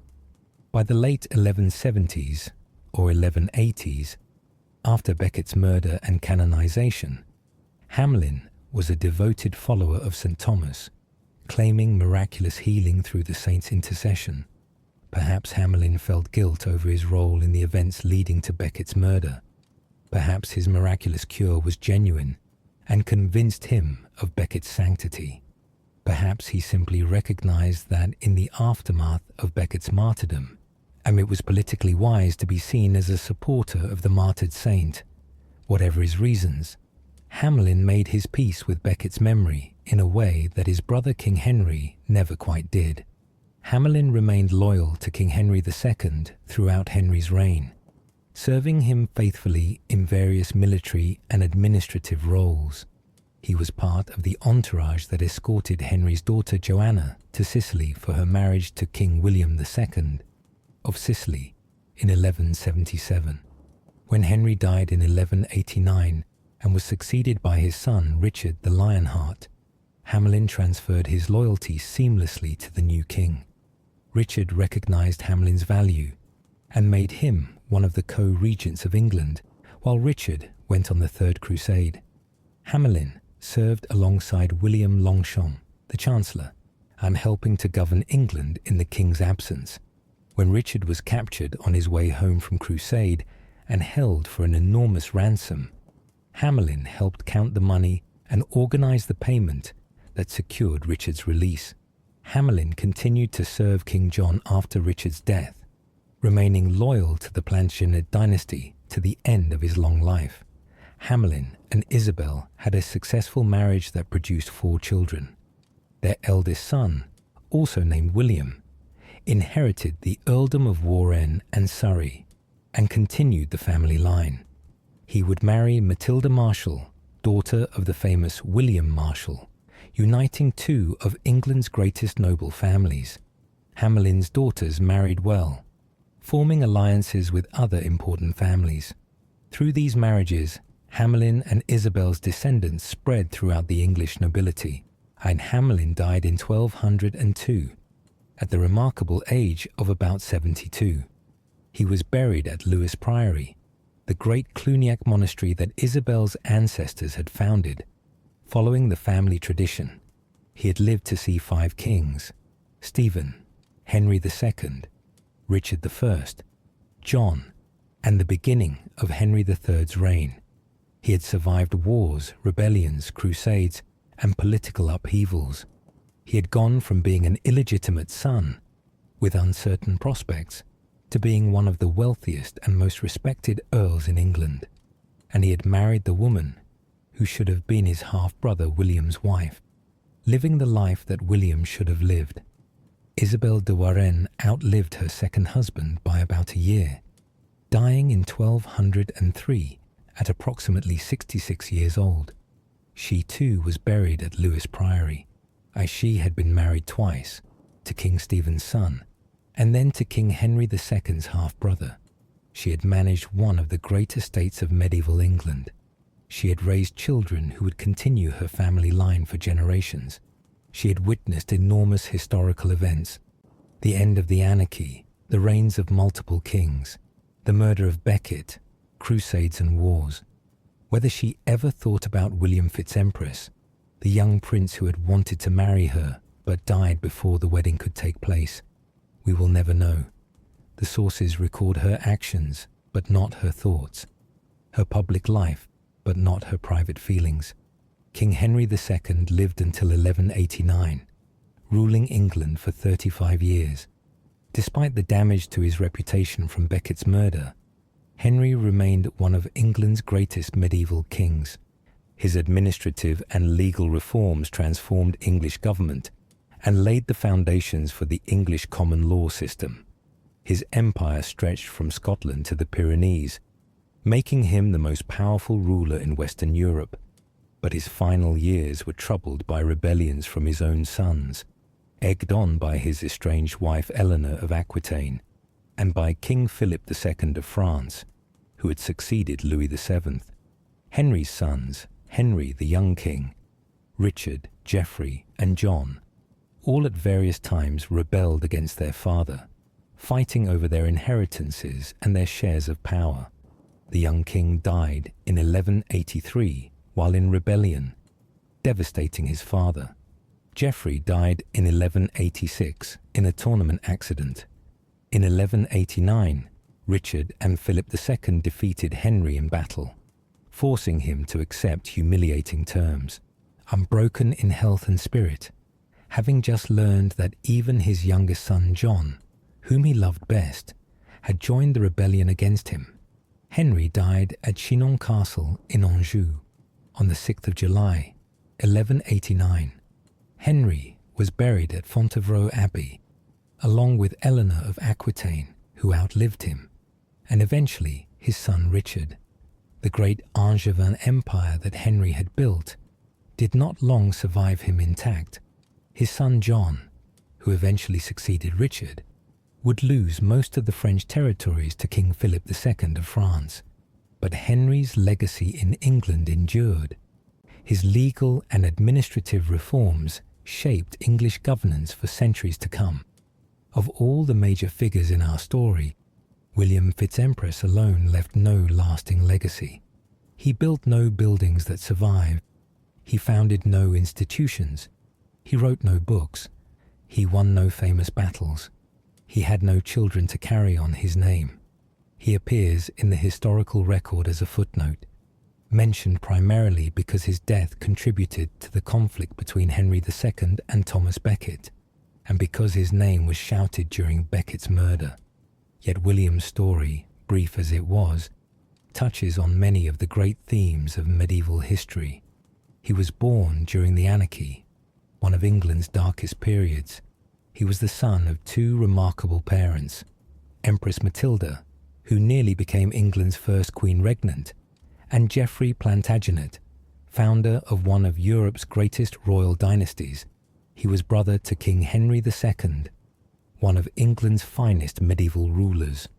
He served in military campaigns and demonstrated both physical courage and intellectual sophistication. He was offered a kingdom, Ireland, but saw that opportunity taken away. He fell in love with or sought to marry one of England's greatest heiresses, only to have that marriage blocked by an archbishop's rigid interpretation of canon law. He died young, possibly from grief, possibly from illness, possibly from causes we will never know, and his death became part of the legend of one of medieval history's most famous murders. In the end, William FitzEmpress was a man who had everything except luck and long life.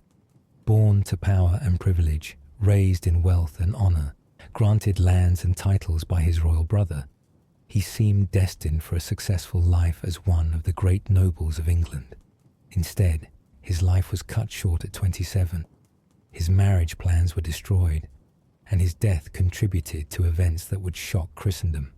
He lived in the shadow of greater men and died before he could step into the light. History has largely forgotten him, remembering him only as the name shouted by a murderer in Canterbury Cathedral, as a footnote to greater events, as the tragic younger brother who died young and left no descendants. But tonight, in this quiet hour as you drift towards sleep, perhaps William FitzEmpress deserves to be remembered not just as a footnote, but as a person in his own right. He lived his life as well as he could, showing courage in battle, intelligence in command, and loyalty to his brother, the king. He loved, or at least desired, a woman who would have made him great, and lost her through no fault of his own. He died young, but he lived those 27 years with honour. He may not have changed history, but he was part of it, and his story, however brief and sad, is worth remembering. As the medieval chroniclers might have written, here lies William FitzEmpress, brother to King Henry II, who lived 27 years and died in the year 1164. He was brave, loyal, and learned. He deserved better than he received.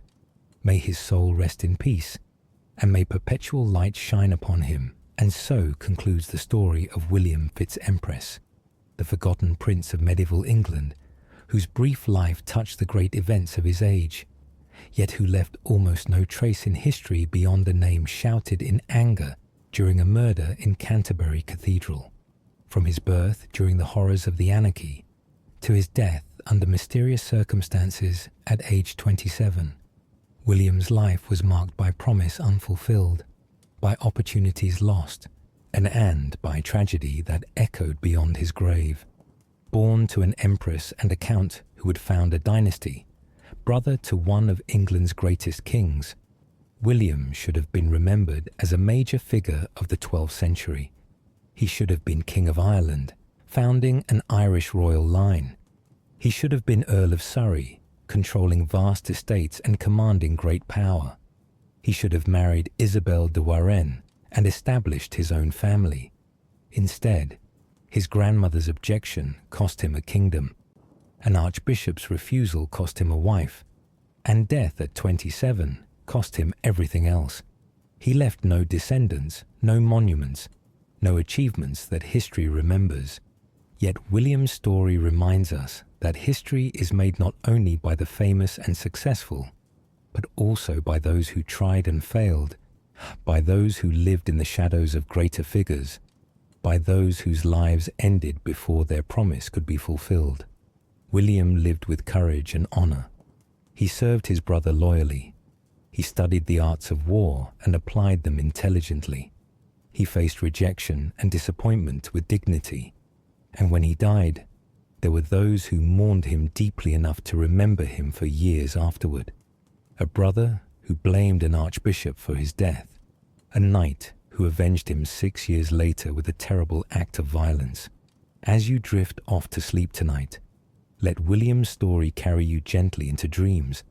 Let his tale remind you that every life matters, even those that history forgets. Let his tragic romance and mysterious death become part of the tapestry of medieval stories that fill your mind as consciousness fades. And perhaps, in your dreams, you might imagine a different ending for William FitzEmpress, one where he married Isabel, became a great earl, lived to old age, and founded a family that would remember him with love and honor for generations to come.